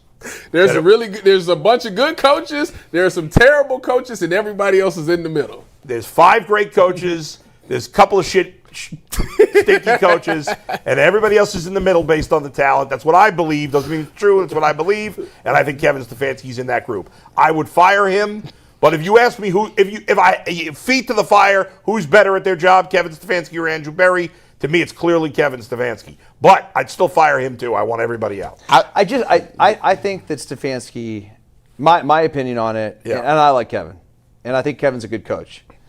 I think Cleveland has beat him up and beat him down, and who he is now is not who he was as a coach, and I think he's defeated. I think He probably wants to be. I think the Cleveland Browns broke him. He's aged a little bit. I do. I think that they Mike Patton got broken by the Browns. I think the Browns broke Kevin Stefanski, I could see that. and honestly, like, he probably needs to go somewhere else. Like, I think he'll be able to coach in this league again. Maybe. I don't know. He'll certainly be a coordinator. He won't be. I don't think he'll be a head coach next year if he leaves, but maybe in 2 years. Take a year. I don't know. I honestly don't care. But Yeah, I don't care either. But I'm just saying, like, Yeah. he's a good coach. It's not. It's not going to work out here for him. And not now. He's broken. Yeah. In Cleveland. If you ask him the question, I think he would prefer to move on. And I have no intimate details about this at all, but I think he's tired of dealing with all the nonsense. let's see what Mary Kay has to say if she agrees with that. We can ask Mary Kay. She'll join us after a quick word from Prize Picks. We make decisions every day, but on Prize Picks, being right gets you paid. Don't miss out on any of the excitement of this sports season, whether you're following the NFL, NBA, or both. There's no better time to jump in on the action. It's simple. All you do is pick more or less on at least 2 player stats, and if you get them right, you win. It takes less than 60 seconds to make your lineup, and you can play anywhere Prize Picks operates. Download the Prize Picks app today and use promo code LOCKEDONNFL to get $50 in lineups after you play your first $5 lineup. That's code LOCKEDONNFL for $50 in lineups after you play your first 5. Prize Picks, it's good to be right. And with that, we are thrilled to welcome in Hall of Fame writer Mary Kay Cabot to the show. How you doing today, Mary Kay? Happy holidays. Happy holidays. How you guys doing? Happy holidays. We're good, Mary Kay. Happy holidays to you. Happy New Year as well. You just heard us talking about it there a little bit. Dustin thinks the Browns have broken Kevin Stefanski. I think we all kind of agree with him. And maybe both sides would be better off moving on. But you are not one of those. You think they're going to stay together, right? Or no? I think they should. I'm not saying that they will. I think that Kevin deserves a chance to coach something other than a rookie quarterback learning this game. Maybe it's Shedeur next season. Maybe it'll be somebody else. It could be a rookie again next season, but I think it'll probably be Shedeur. But I just think Kevin deserves a better quarterback situation. That's all I'm saying. It could be a rookie, but he just deserves a chance to coach a situation where you have a chance. And this year, they weren't going to be winning with Dillon Gabriel and Shedeur Sanders. And those guys have gone a combined, 3-9 or something like that. I think it's tough. I think it's tough to say, we're going to rebuild this team. We're going to turn it over to all these rookies. And at the same time, you have to go out and win football games with this crew. It would have been very, very difficult to do that. Now, having said that, I'm sure they're having discussions right now about whether or not Kevin is coming back. That's what you do when you're in the midst of a 4-victory season. So I'm sure they're having those talks right now, and I don't know if they've come up with a decision yet or if they have not, but we will know by either Sunday night or Monday. I just think there's been too much losing, Mary Kay. I think eventually you got to move on. And I get what you're saying on some level, but I just think when you win 7 games in 2 years, there's got to be some punishment for that. And if we say, well, the talent's not good enough, then Andrew Berry should be fired. I just don't see how we could keep both with the team being so bad for 2 years. Yeah, I understand exactly what you're saying. And if you just look at it in terms of wins and losses, that would be the conclusion everyone would draw. But when you look at what Jimmy Haslam said at the beginning of the season or at the owners' meetings, where he basically said, we're not going to hold their feet to the fire because we're trying to figure out our quarterback situation, then I think it's tough then to turn around and just say, oh, well, too bad. You couldn't win with a 3rd-round pick and a 5th-round pick at quarterback. But that doesn't mean it's not going to happen. That doesn't mean it's not going to happen. I mean, we've seen reports, we've seen the rumblings, we've seen a lot of different stuff, a lot of different things. We heard Kevin Stefanski say what he said yesterday, that he's privileged to have this job. That almost had some kind of a ring to it. So I don't know where it's going to go, but I do wish we could have seen what he could have been with a good quarterback situation for himself. Mary Kay, you keep saying that Kevin, you want to see Kevin with a good quarterback. What do you think he's best served as? Because right now, he's given up play calling duty, and he's just like the overseer of the team. Is he better in that role, or is he better as the play caller as well? Well, I think that's tough to say, too, because, once again, I don't think he ever really had a chance over a period of time to work with a quarterback that he necessarily was going to be able to win with and call plays for that quarterback. So, I don't think that if they do bring him back, I think they still will have Tommy calling the plays. But I do think also that Kevin is a good CEO coach, and this is that's a pretty good situation that you have with Jim Schwartz as defensive coordinator, and I think Tommy has shown some really good things as offensive coordinator. Once again, I think it can work. I think when you saw the heart and the fight and the desire they played with against the Pittsburgh Steelers, you know that these guys are still playing hard for him, and I think that says something. But having said all that, sometimes it is just time for a change. Sometimes it is time for a change of scenery, and maybe he does want that. I mean, we've seen Albert Breer report that maybe it's Kevin that needs something a little bit different in his life and in his career right now. We'll have to see where it's all going, but I mean, rest assured, I'm sure, talking about this over these next few days. Interestingly enough, every time Kevin has, for the past couple of years, when Kevin has given up the play calling, last year, obviously, when Jameis became the starter, they gave it up to, who was the OC last year? Ken Dorsey. Ken Dorsey.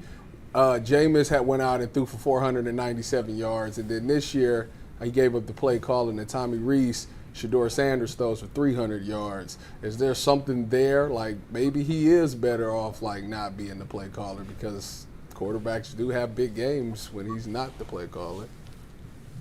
Well, when he was the play caller with Joe Flacco in 2023, he averaged 323 yards per game, and somehow he got to the playoffs with 5 different quarterbacks that year, and Joe was throwing it all over the yard. So I really don't think that's it. I don't think that's it at all. I think sometimes when you know that things are going south, it's better to just kind of get a handle on the whole operation and let somebody handle more of the details of things like play calling and whatnot. So I think if he had the right quarterback in the right situation, I think he can absolutely call plays, and he probably will get that chance and do it somewhere else.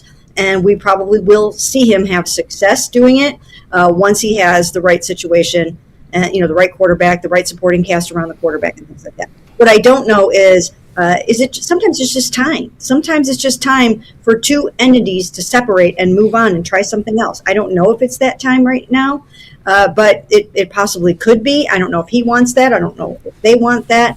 I wish I had more insight into exactly what happened on Sunday or Monday, but I can't say with any conviction that I know exactly what's going to happen. Let me ask you this question, Mary Kay. We heard a couple of weeks ago that Ian Rappaport came out and said that Andrew Berry would be, I forget the exact quote, but he would be involved in a lot of the things moving forward, and there was possibly some changes in the coaching staff.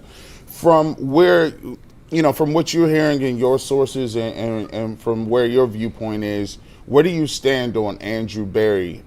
Is it as cloudy for his future with the Browns as it is with Kevin Stefanski's? What do you think the standing is on Andrew Berry?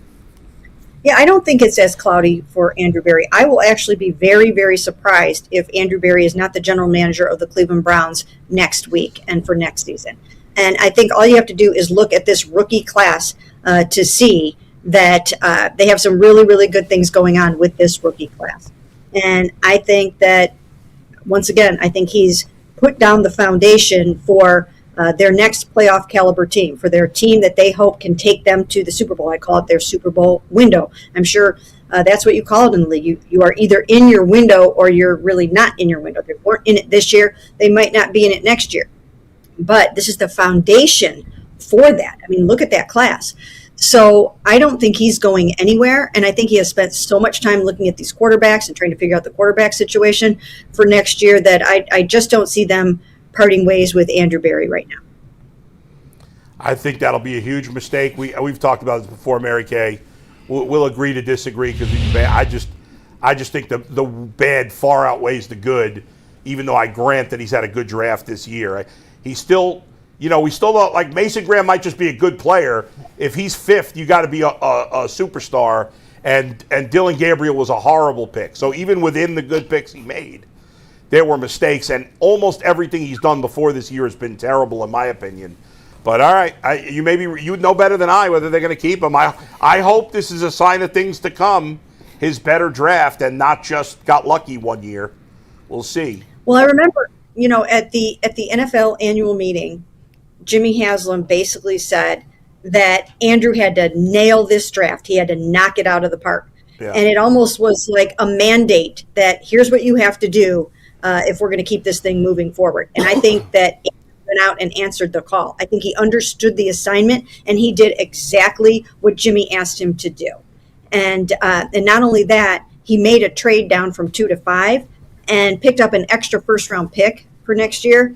And so this draft isn't even over yet. So if we just look in the context of what Jimmy said and how he said it, that he's got to go have a great draft, I think he did that. And I think he's going to get a chance to kind of see this through, this rookie class that has turned out to be quite amazing.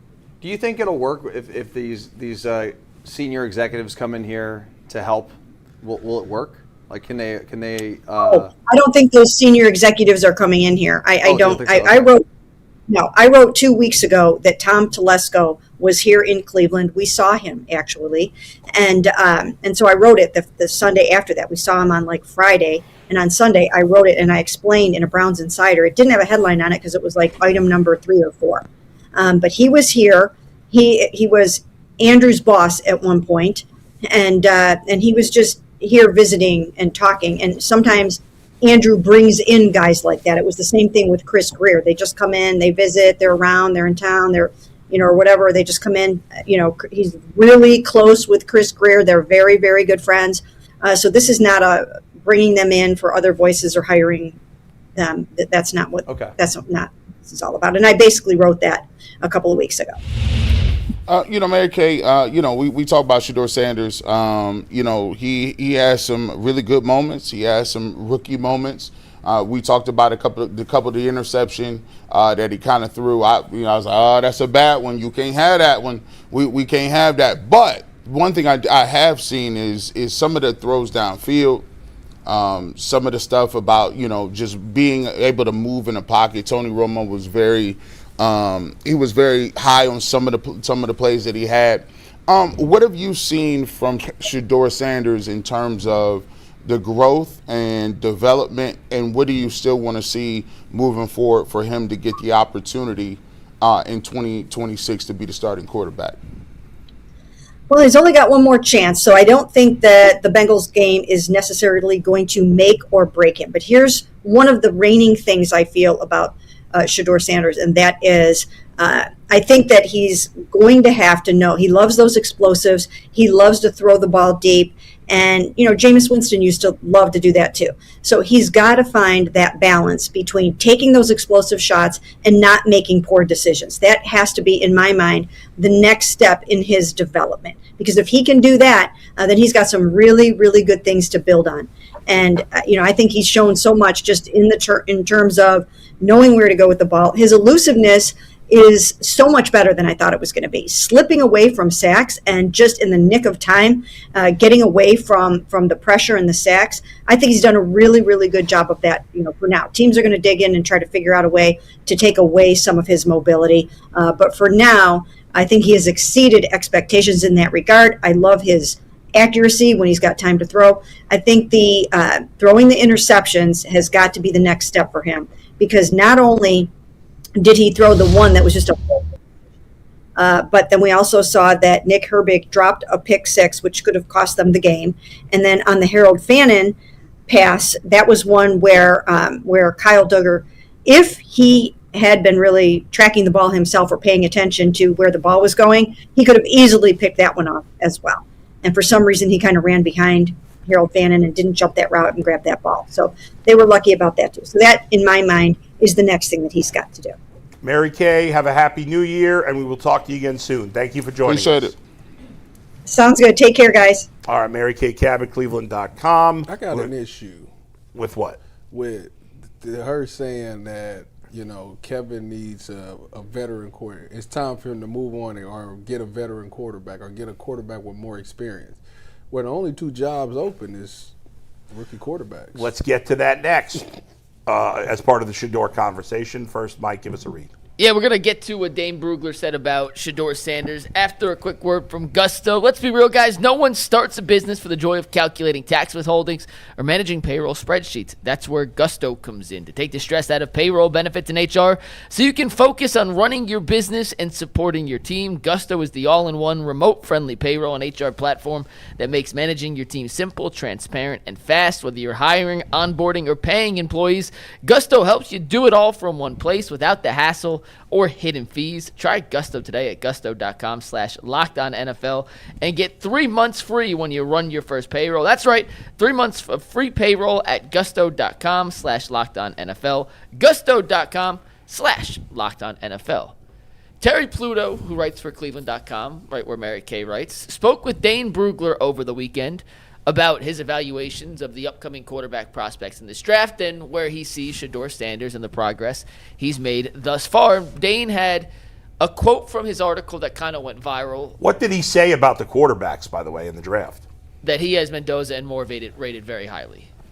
Higher than Shedeur? Higher than Cam Ward last year, who was his number one quarterback. Okay. He had Shedeur as a day 2, late first round, early second round pick talent, and thought he could be a mid-level to back end of the league, 16 to 20 kind of caliber starting quarterback. And he was asked about all this with Terry Pluto, and these are two things from that article you can read on Cleveland.com. The first thing Dane said was, I don't think there are 32 quarterbacks in the NFL who are better than Shedeur. Some fans have a misunderstanding of the quarterback position. Everyone wants the next Patrick Mahomes or Josh Allen. How many of those are there? Very few. He went on to then follow up with that by saying the Browns have to be asking themselves if Shedeur is good enough to be a top 15 quarterback if they improve the talent around him, or if not, then they need to use the draft capital, their 2 first-rounders, to take a quarterback. So essentially saying if Shedeur should be a top half. It's not that easy, because if the Jets and Raiders have the top 2 picks, well, they're not trading out of those spots. They're going to take quarterbacks. But I think it's simple.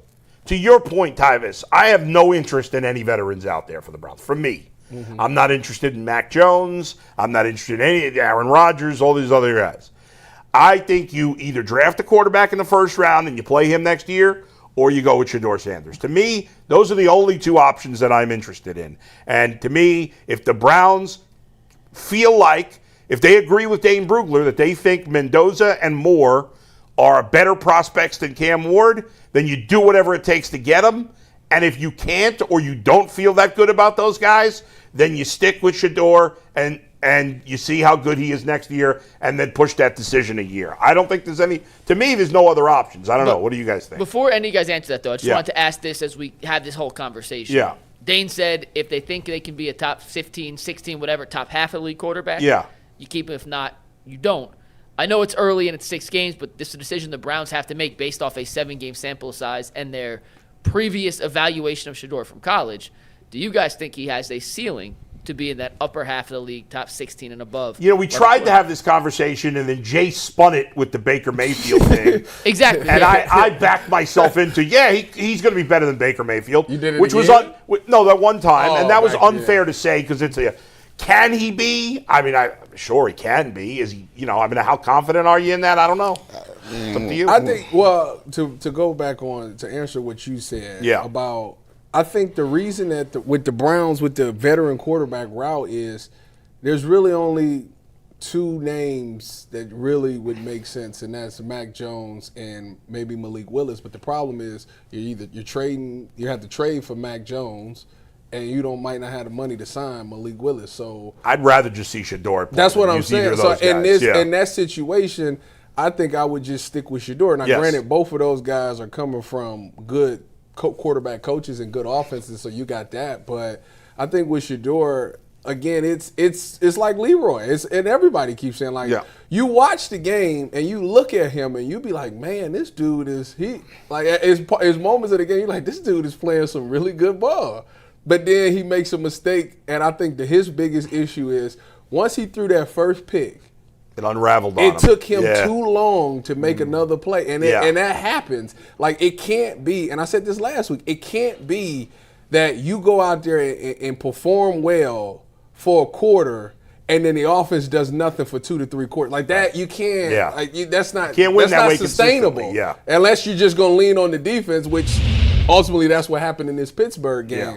So for him, I always say, for rookies, you're chasing consistency, and it's so hard. If you're not consistent and if you can show the highlight, it'll keep you around for a year or two.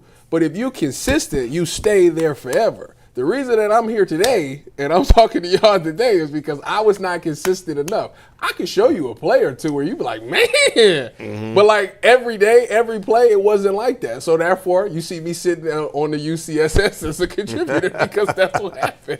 So with Shedeur, he got to pick that part up. And I just don't buy people saying like trade up or take Todd Simpson, because it's like, if you're going to get them and bring them in here, wouldn't you be going through the same thing? Like, you have to build everything else up around. So if you thought, I don't know how you feel about Mendoza, but let's say whoever their Browns GM is, Mary Kay thinks it's going to be Andrew Berry. It's still going to be Andrew Berry, all right? I may not like it, but okay. Let's say Andrew Berry. You need to let that go. Let's say Andrew Berry is convinced that Mendoza is the next top quarterback in the league. You wouldn't trade up to get him if you were him?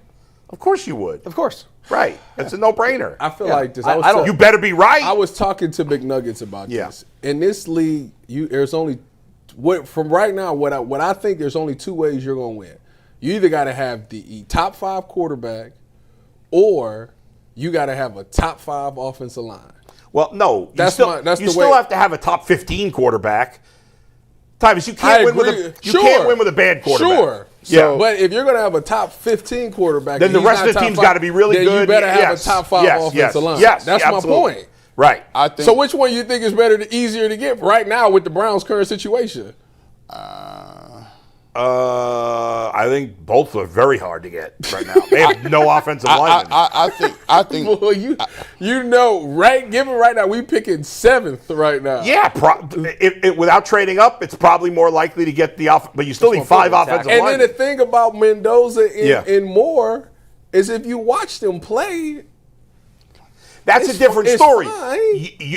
Dante Moore, I done watched him, and I was like, man, this dude is putting that ball on the money. Yeah. But then he do the same thing Shedeur, where he go out there and throw this bonehead pick. And again, I'm not trading up for guys or drafting guys that I'm not sure are better than Shedeur Sanders. And if you feel that way, then I wouldn't do it. And then with Fernando, it's like, I watched him against Penn State, and it's like, this dude's supposed to be everybody talk about Heisman moment. Nobody talk about how terrible he was for 3 quarters. Like, what are we talking about? The analysis is more than that, right? Josh Allen wasn't any good. Wasn't that good in college. No, Josh Allen. Okay, but Josh Allen, again, it took him to year 3. Like, we're making an assessment of Shedeur Sanders after 6 or 7 games. And the problem with everybody is we've let Jaden Daniels and C.J. Stroud just kind of ruin what we think of quarterbacks. We think that they're going to come in, and as soon as they in there, from the moment they start, it's just going to take. But let's not make that. And that's not the case. People take 2 to 3 years to develop.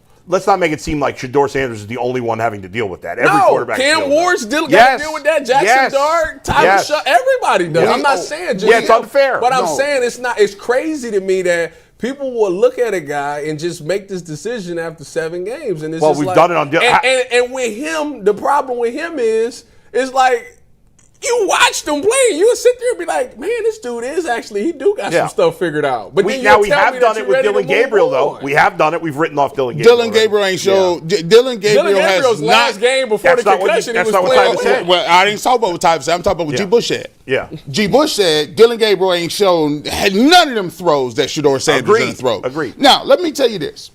I think the most frustrating part about it is I think we're lazy. I really think we're lazy. And I think what Tyvis was getting at this point was this. Kevin Stefanski, you don't just get to fall into a ready-made quarterback.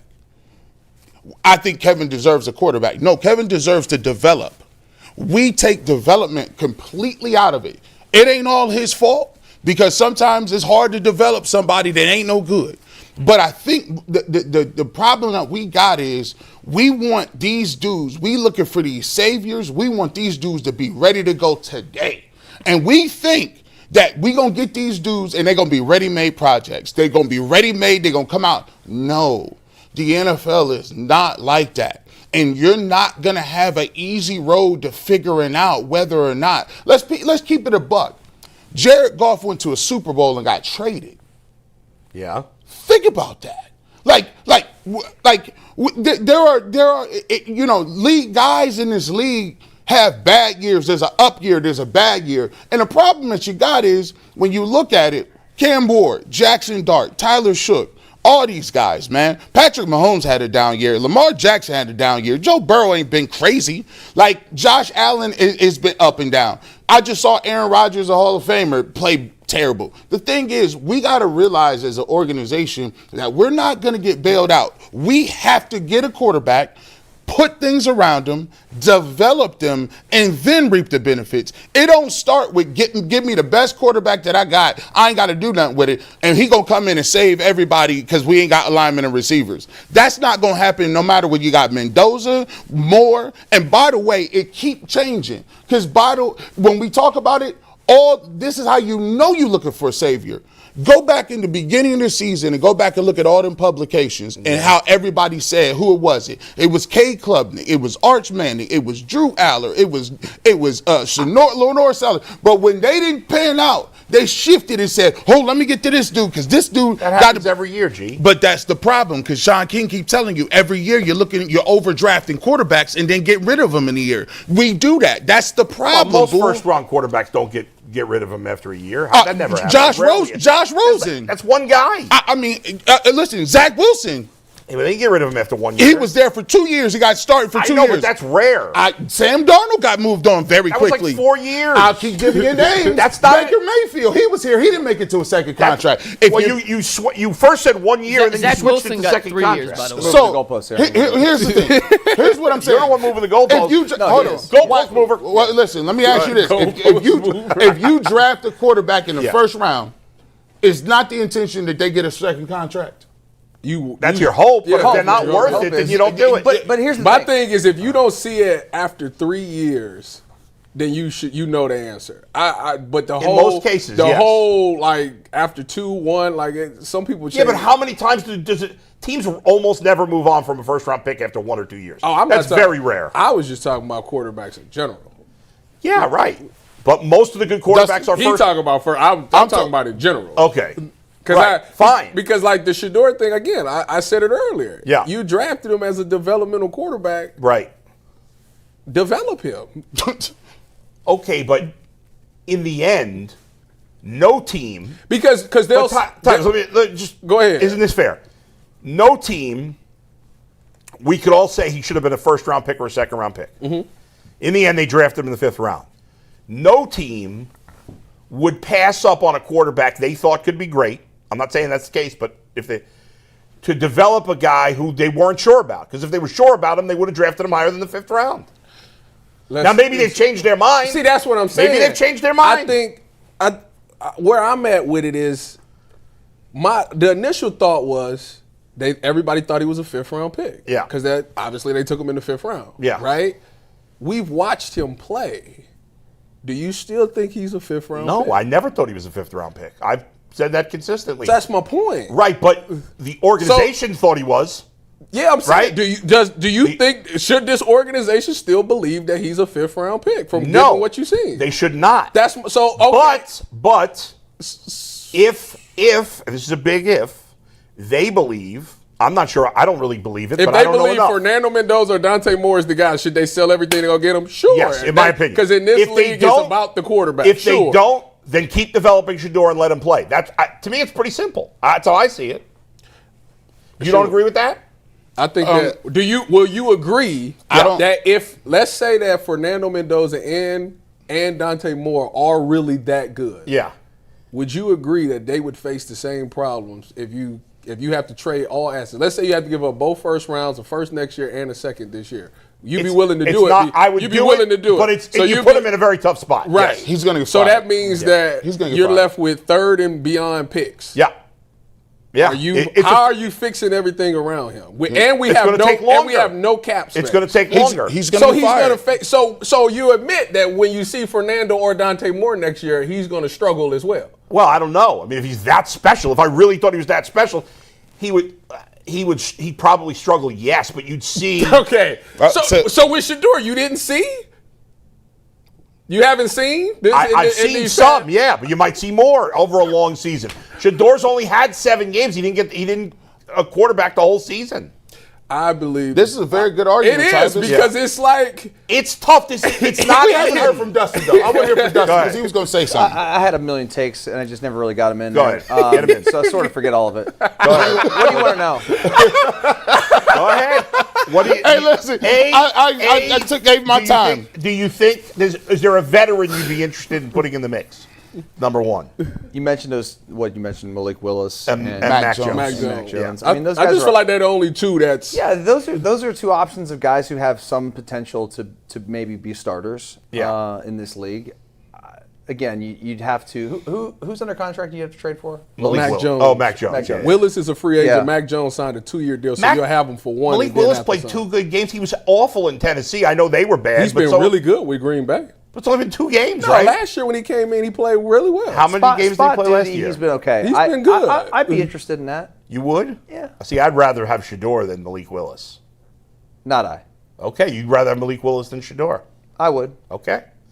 Mac Jones. But I wouldn't run Shedeur out of town.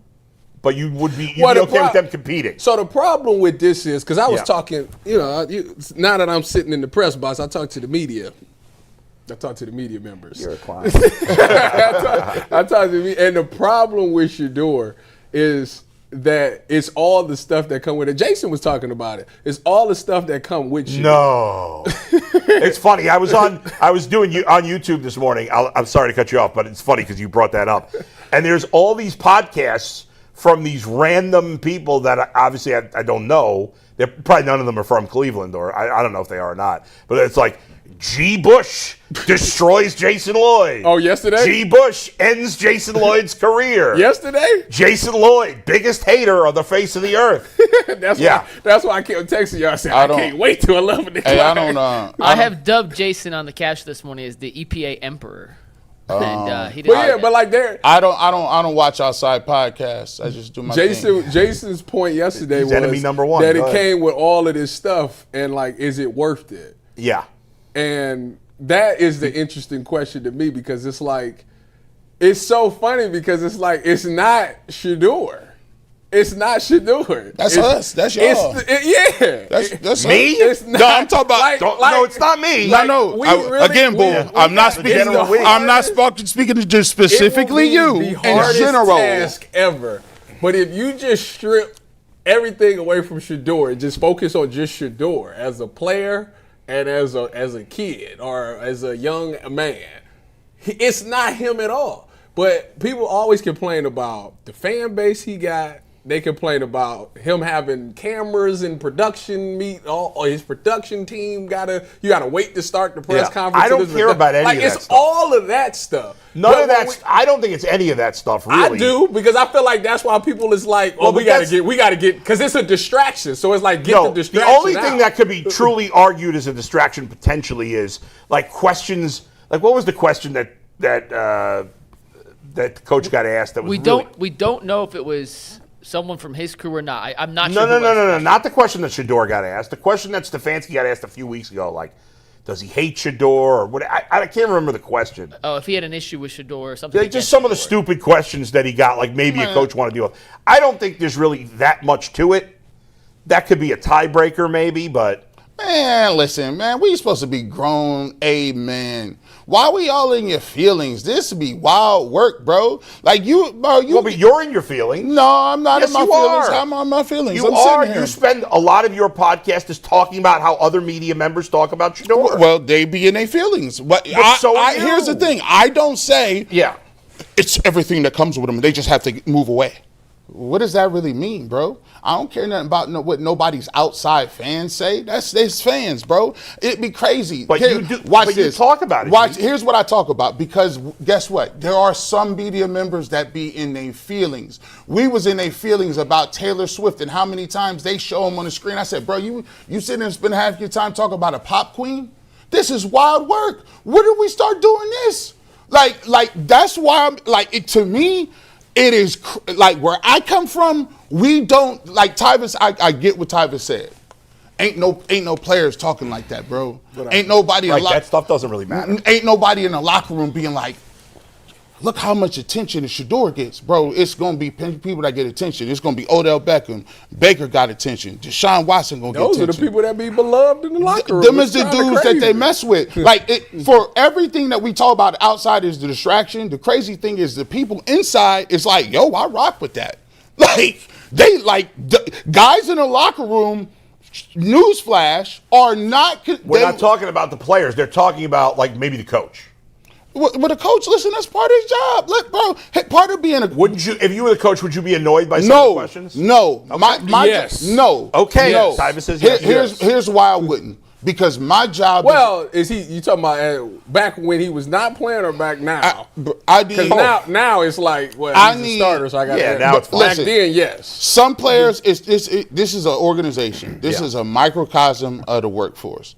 Some people, listen, I used to manage 25 people, do payroll, manage them, do schedules. Some people you got to motivate with just keeping it real. Like, yo, you don't show up, we gonna have to go down progressive discipline. Some people you got to motivate that may be a little shyer, and you can't talk to them like that. There's some people you gonna have to give positive encouragement. There's some people you gonna have to stay on. There's some people that I'm gonna leave you alone and just stay right over there and do your work because I know you're an A+ student or A+ worker, and I want you to do this overtime.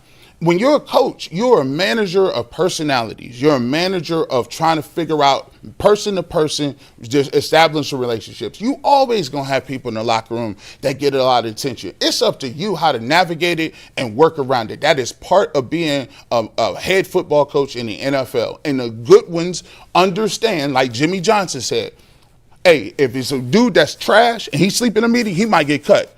But if it's Michael Irvin, tap Michael Irvin and tell him to get up. Yeah. It's what it is, what it is. And so that's the question. If Jimmy Johnson was getting stupid questions and and Troy Aikman was walking around with a camera team, he wouldn't care because he's Troy Aikman. Troy Aikman, though. But if he was a scrub, he'd be gone. But so that's the thing that matters. I mean, but that's a fact. And the point is, the coach is not going to be bothered by the questions if the coach likes the player. Right. Yeah, that's true. And thinks that the guy has a chance. I mean, Right. I don't know what Stefanski really thinks about Shedeur Sanders. Yeah, I don't know. Or some of these other coaches. I have no idea. We'll never have an honest moment to know. I'd love to know. What's the draft order? Who got the Raiders got the first one? Who got the second? As of now. Who The got Giants are 2, the Jets are 3. The Giants going to have the hottest thing in town. Yeah, they're gonna be able to trade. Ooh, they going to trade. They Dustin, got a yeah. Godfather Before offer. we move on and finish the show with some Cavs, the initial question was if you thought Shedeur could be a top half of the league quarterback or not. I know it's a small sample size and you're making a giant projection, but that's a decision the Browns do have to make in the coming weeks, whether or not if they're going to stick with Shedeur or not. Do you believe? I don't agree that they have to make that decision. So this is tricky. And give it's me a not dirty fair. look. It's probably not fair. Yeah. Because we just had this conversation about why he got drafted in the 5th round and all these things. I don't know that he'll get the opportunity. We'll find I out. don't think he'll get a long enough leash. Leash is probably not the right term. He's going to need 2 years to develop, like most rookies do, by the way. And because he was a 5th-round pick, I don't know. I don't know if it's going to buy him enough time. I like where you went with that because I said during the show, I said I would like to get to a point where we don't have to grade the quarterback on throw to throw. And if you're living, I kind of compared it to like this. If you're in a relationship and you got it's a husband and wife and you guys are arguing back and forth and you want to break up and you threaten and break up every argument, you're in a bad place. Yeah. You can't be argument to argument. Like Right. you know, so throw to throw. If you throw a pick today and then you throw for 300, if you back and forth, at some point you got to stand and say, okay, this is the guy. We're gonna give him a long enough leash to actually give him an evaluation. I always say, they found out Baker Mayfield wasn't the guy, and Baker played 90 games. Played 90 games for the Browns. He had a playoff stuff. You know, they made an evaluation after 90 games. That many games? 90 games. All right, we'll leave it there. Let's get to some Cavs talk, Mike. Big Cavs win last night, guys. We're going to get to it. It's brought to us by the Cleveland Monsters and the Cleveland Charge. They're the best entertainment in the land with great promotions and affordable tickets. Cleveland Monsters hockey is the perfect outing for any family with reoccurring games like 1 through 3 Fridays, Monster Family Days, Blue Jacket games, and giveaway nights. There's something for everyone at Rocket Arena when the goal horn sounds. Tonight, it's Superman night. It's a bird, it's a plane. No, it's just your Cleveland Monsters wearing their new Superman jerseys. Okay. Presented by GE Lightning with the Cleveland Monsters. Celebrate Superman tonight at 6:30, December 30th at Rocket Arena with Monsters Hockey as they take the ice in Clark Kent warm-ups and Superman-inspired game jerseys. The first 2,500 kids 14 and under get a Superman cape. Tickets are on sale now, so flying over to clevelandmonsters.com. The Cleveland Charge also home tonight over at Public Hall. They're doing their throwback Charge jersey. So check out the Monsters, check out the Charge for some family-friendly fun. By the way, I need somebody to tweet at me a good donut place. I'm buying a donut for a friend today, and I need a good donut place. I'm not a big, believe it or not, I'm not a big donut person, and so I don't know where to go for good donuts. Somebody give me a good donut place, either downtown or west of downtown. Tweet at Tweet at me, All right, please. guys. The Cavs got crushed by the Rockets on Monday. Kenny said it was an abomination, needed a rebound, and guess what? They did last night in emphatic fashion, beating the San Antonio Spurs on national TV by 12 points. Jared Allen, guys, by the way. I know, Bull, you said yesterday on the show, this was a chance for Evan Mobley to change the narrative on Mobley. He was the star. Jared Mobley was Allen. good, but Jared Allen was the big winner with 27 points, a season high for him. If I would have told you yesterday during yesterday's show, Jared Allen will lead the team in scoring by double digits over the next guy, what percentage chance would you have given that the Cavs won the game? 0%. Right. Very low. Very low. Somehow they won a game. Donovan was terrible. Yes, he was. Darius couldn't hit a three. Turning the ball over. In fact, they shot terribly from three, but the Spurs were worse. It was a crazy game. Nice win. It was. Listen, I'm gonna tell you how it's been for me. The Cavaliers on Christmas Day, I was into it. Yeah. They lost that game, I was sour. When they lost to the Rockets, I said I'm done with it. You finished. Last night, You were back they in? got an eyebrow raise. So I raised my eyebrow. So they don't have all of my attention, but I will be checking in. You're back in the mix a little bit. A little bit. You put a toe back in. Yeah, a little bit. They got me interested a little bit. It's weird because obviously you're getting all these guys coming back from injury. So I know that they're still trying to figure things out.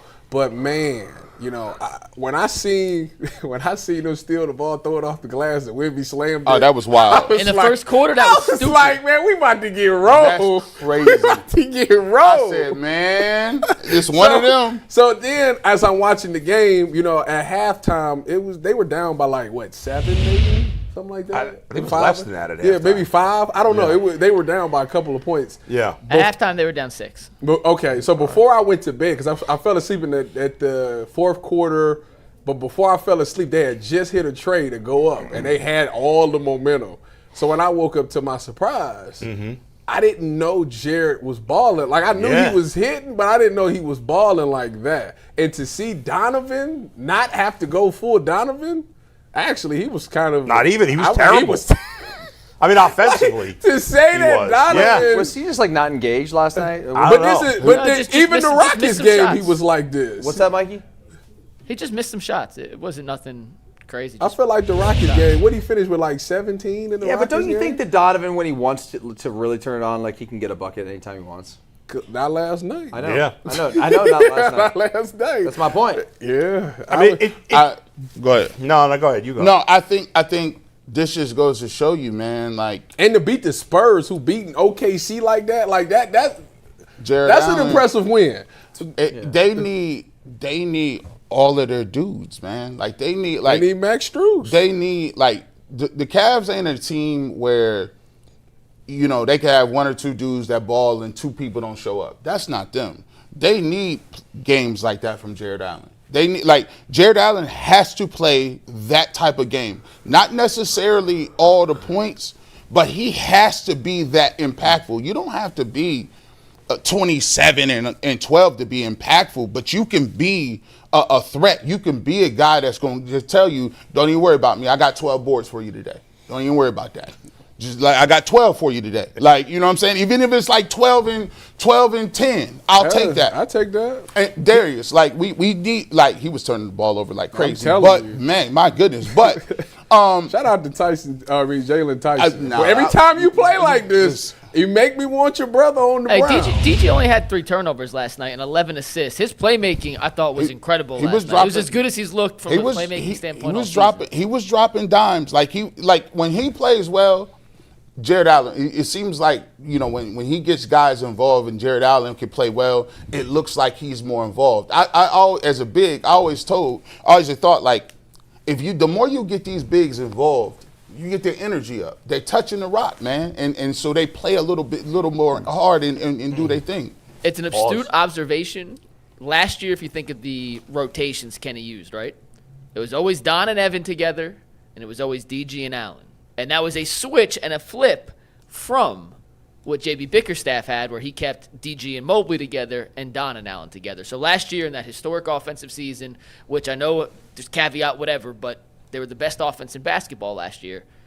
A big reason they were so successful was DG and Allen as a pick-and-roll combo was darn near unstoppable with how well the guys on the perimeter were shooting. And then when that combo came out, you'd replace it with Donovan and Evan, and those two as a pick-and-roll combo was darn near unstoppable. Darius looks healthier than he's been. He's not fully healthy yet, still has a couple plays a game where he comes up wincing. It scares the crap out of me. It is what it is. But he looks healthier and he looks quicker offensively, defensively. It is what it is. That's not changing. Yeah. But I thought last night, and the reason Allen was so good last night, and G, you brought it up, Darius was getting to the paint at will. Mm-hmm. And when you're playing against the Spurs and Wemby steps up, you ain't shooting over Wemby. There's no option to go to the floater. There's no option to go to the teardrop. Jump stop and shoot because Wemby will block it off the top of the backboard. You need a guy who can run the baseline and find that little soft day. It's like in football against the zone, right? You got to find the soft area in the zone to sit down so your quarterback can find you. Him and DG have a really nice connection. When the big steps up, Darius for looking for Jarrett specifically, knowing where to go, where there's an ability to get the pass off, to get through without getting blocked. And last night, it worked to perfection. I mean, maybe not perfection. He missed a few shots. But you get what I'm saying. It was the best those two have looked. And when those two play like we think they can play, or at least close to that level, the Cavs can be dangerous. The issue is it looked great last night, right? How will it look on Wednesday? How will it look on Friday? How will it look on Sunday? Who they playing Wednesday? They got the Suns. The scrappy Suns and Jordan Knott, their former assistant. By the way, did you see this?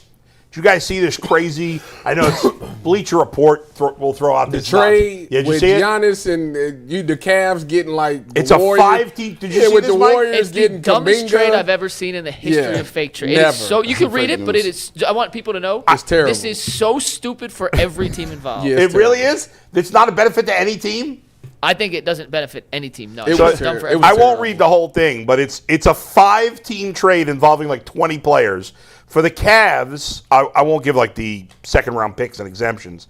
For the Cavs, they'd be trading away Darius Garland, Jared Allen, and Thomas Bryant, and they'd be getting Jonathan Kuminga and Bobby Portis, and some protected first round picks later.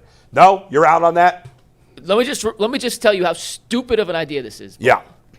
You're going to trade away Darius, who's an all-star caliber player. Oh, we just went through this yesterday. He's not a winning player, though. All-star. Don't do that. What has Jonathan Kuminga done? He I don't gets know, benched Mike. whenever it's That's why important. I'm Bobby asking Portis you. is 40. You're going to trade Jared Allen? Jonathan Kuminga sucks?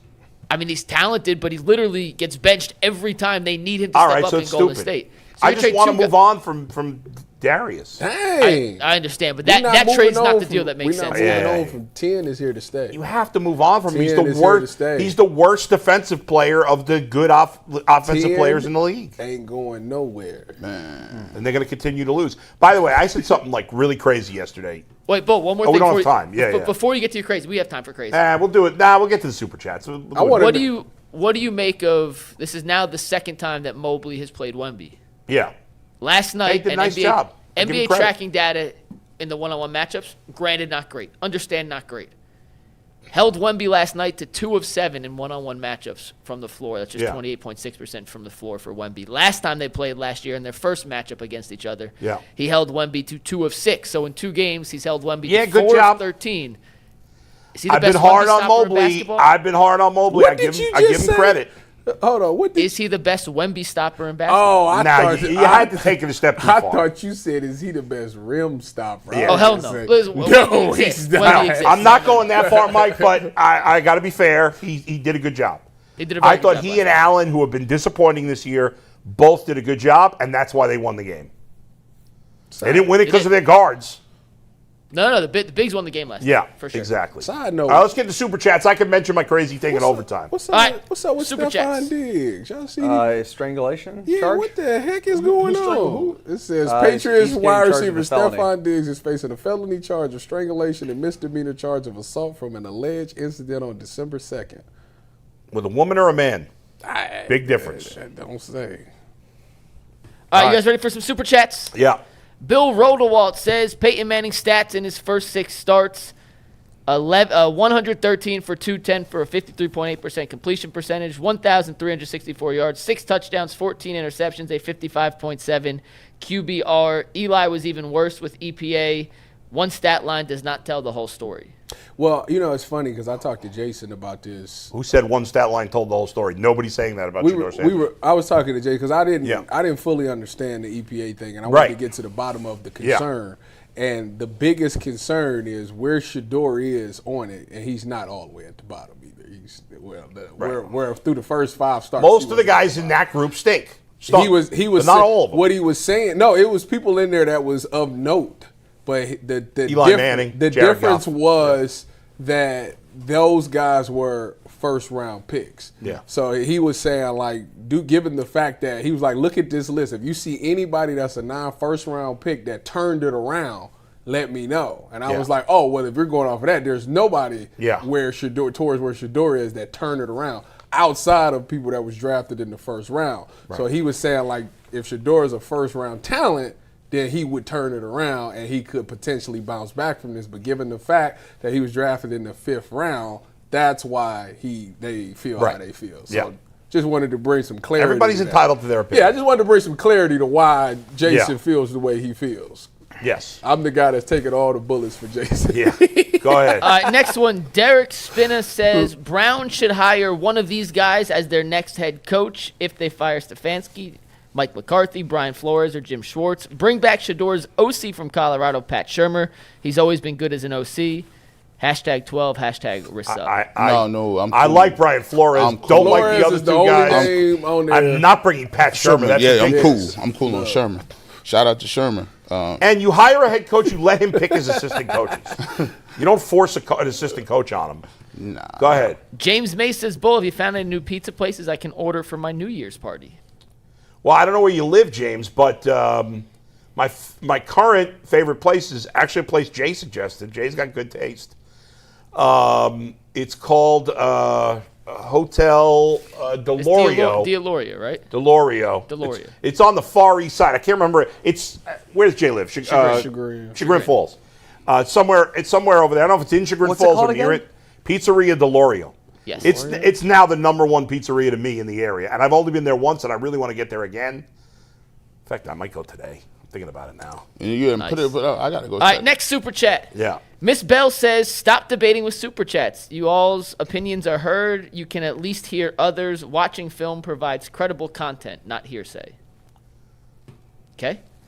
Derek Spinner says, G is right about feeling the pressure. Everyone on earth knows Myles is trying to get the record. Uber driver 57 says, John Randall is 6'1", 290, just like Donald. And John Randall is one of He's a monster. Listen, let me about go. him. Yeah, let me forget. Sorry, John Randall. Yeah, he was one of them. He was one of them. Was him. Yes, Timothy West. Timothy. Cooper Erie Man says, Cleveland and Columbus were great. Stayed at the Hilton by the stadium. The weather was no joke. Slyman's was amazing. Going back for lunch right before my flight home. Glad to see the Browns beat Pittsburgh and a Cavs win. Good call. Slyman's is awesome. By the way, yeah, they get it done every time. Every time you go in there, here's how you know you got a good restaurant. When you go in there and they don't even need no advertising. They're like, nah, I don't want to do no advertising. We good on loan. And every time you go in there, the sandwich slaps every time. Slyman's? Yeah, every time. Every Had time. Slyman's in so I haven't had it in years. I It's haven't so had good. the crispy best. chicks in a long time. You used to be going there. Listen, you my doing good. homeboy keep telling me I need to go check Isn't that out a this- chain? No. I think there's two of them, right? Is it? My homeboy keep telling me I need to go to Lane's. He said if I go eat at Lane's, Not he like the said- Raising Cane's place, Lanes. I guess. No. He What's said Lane's? he said if I eat at Lane's, I won't eat the crispy chick ever. What does Lanes have to do with? The crispy chick. It's a fry. It's like Raising Cane's. Is it Layne? Yes. Yeah. I never even heard of that. Is it like over by Parma or something like that? So there was one when I was working in College Station. They had Chicken Finger Alley, and it was Raising Cane's, Lane's, Chick-fil-A, and then another local chicken finger spot, all on the same street. So I've only been to the one in Texas. I didn't know. Yeah. I thought they were only. I think in Chick-fil-A I keep saying I'm gonna check the it out, most but I keep overrated forgetting place. all about it. What? You're nuts.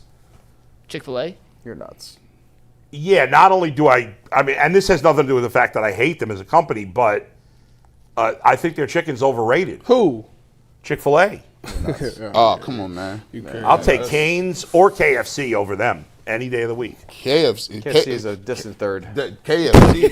Nuts. And KFC is wherever it's a hit or miss wherever you go. KFC is definitely I'll give you that. Based on And the fact that you would put KFC and not even mention Popeyes? yeah, And Popeyes. I'll put Popeyes. Yeah, well, you didn't mention I it. still got. I would take them over Chick-fil-A, I too. still got to go to that Ohio burrito place. Yeah, that place is great. All right, next up, Jalen Reeves says, I listen every day, and some of the super chats slandering you guys get out of hand. Every person on the show wants a quarterback to save this franchise. Go Cleveland. Final Orbit says if there's an asterisk next to Myles' records, it should be acknowledged that a team intentionally sacrificed an AFC North title just to prevent him from breaking it in 16 games. That's silly. They didn't intentionally lose. Come on, that's ridiculous. DB Dog says, seeing Seals. how Shedeur's grown over 6 games, I would want to see how he does being developed in the offseason and camp as the starter. He can be better. Derek Easter Day says, I honestly think with the 2 throws and give your receiver a chance, he has to realize that Jerry Jeudy's and Travis Hunter. Him and Travis had that connection. Terrence Porter says, respectively, you guys stop trying to change the narrative. Shedeur was said to be a first-round talent. Mel Kiper said it.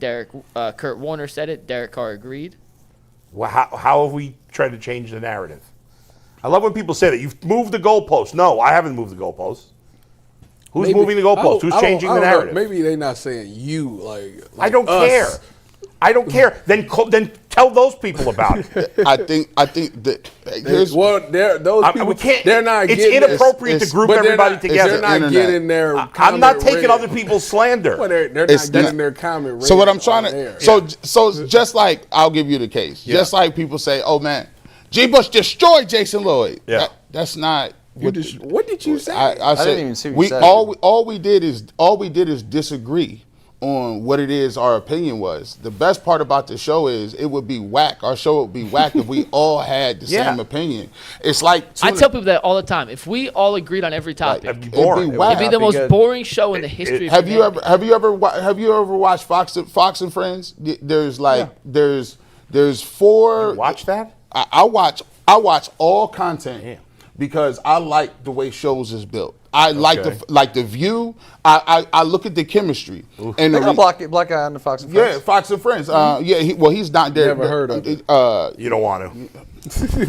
But by the way, and it's not political. It's the same way on CNN. There's different groups of people they put on, but the mix is what gets it done. Like the View, it's the mix of people and the personalities they get. So what is the View?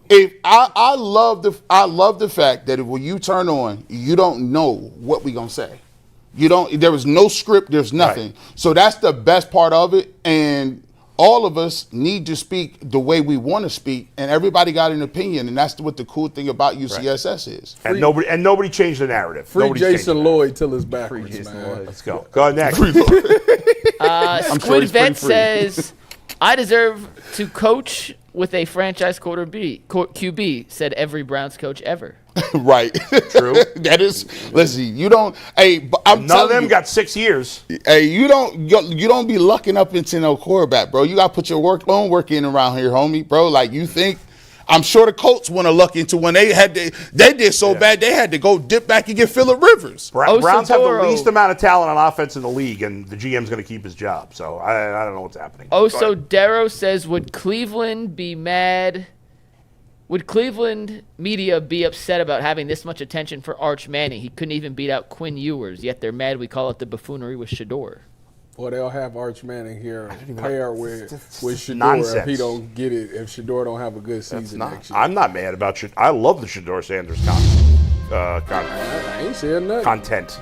We'll see in overtime with Bull's outrageous story. Yeah.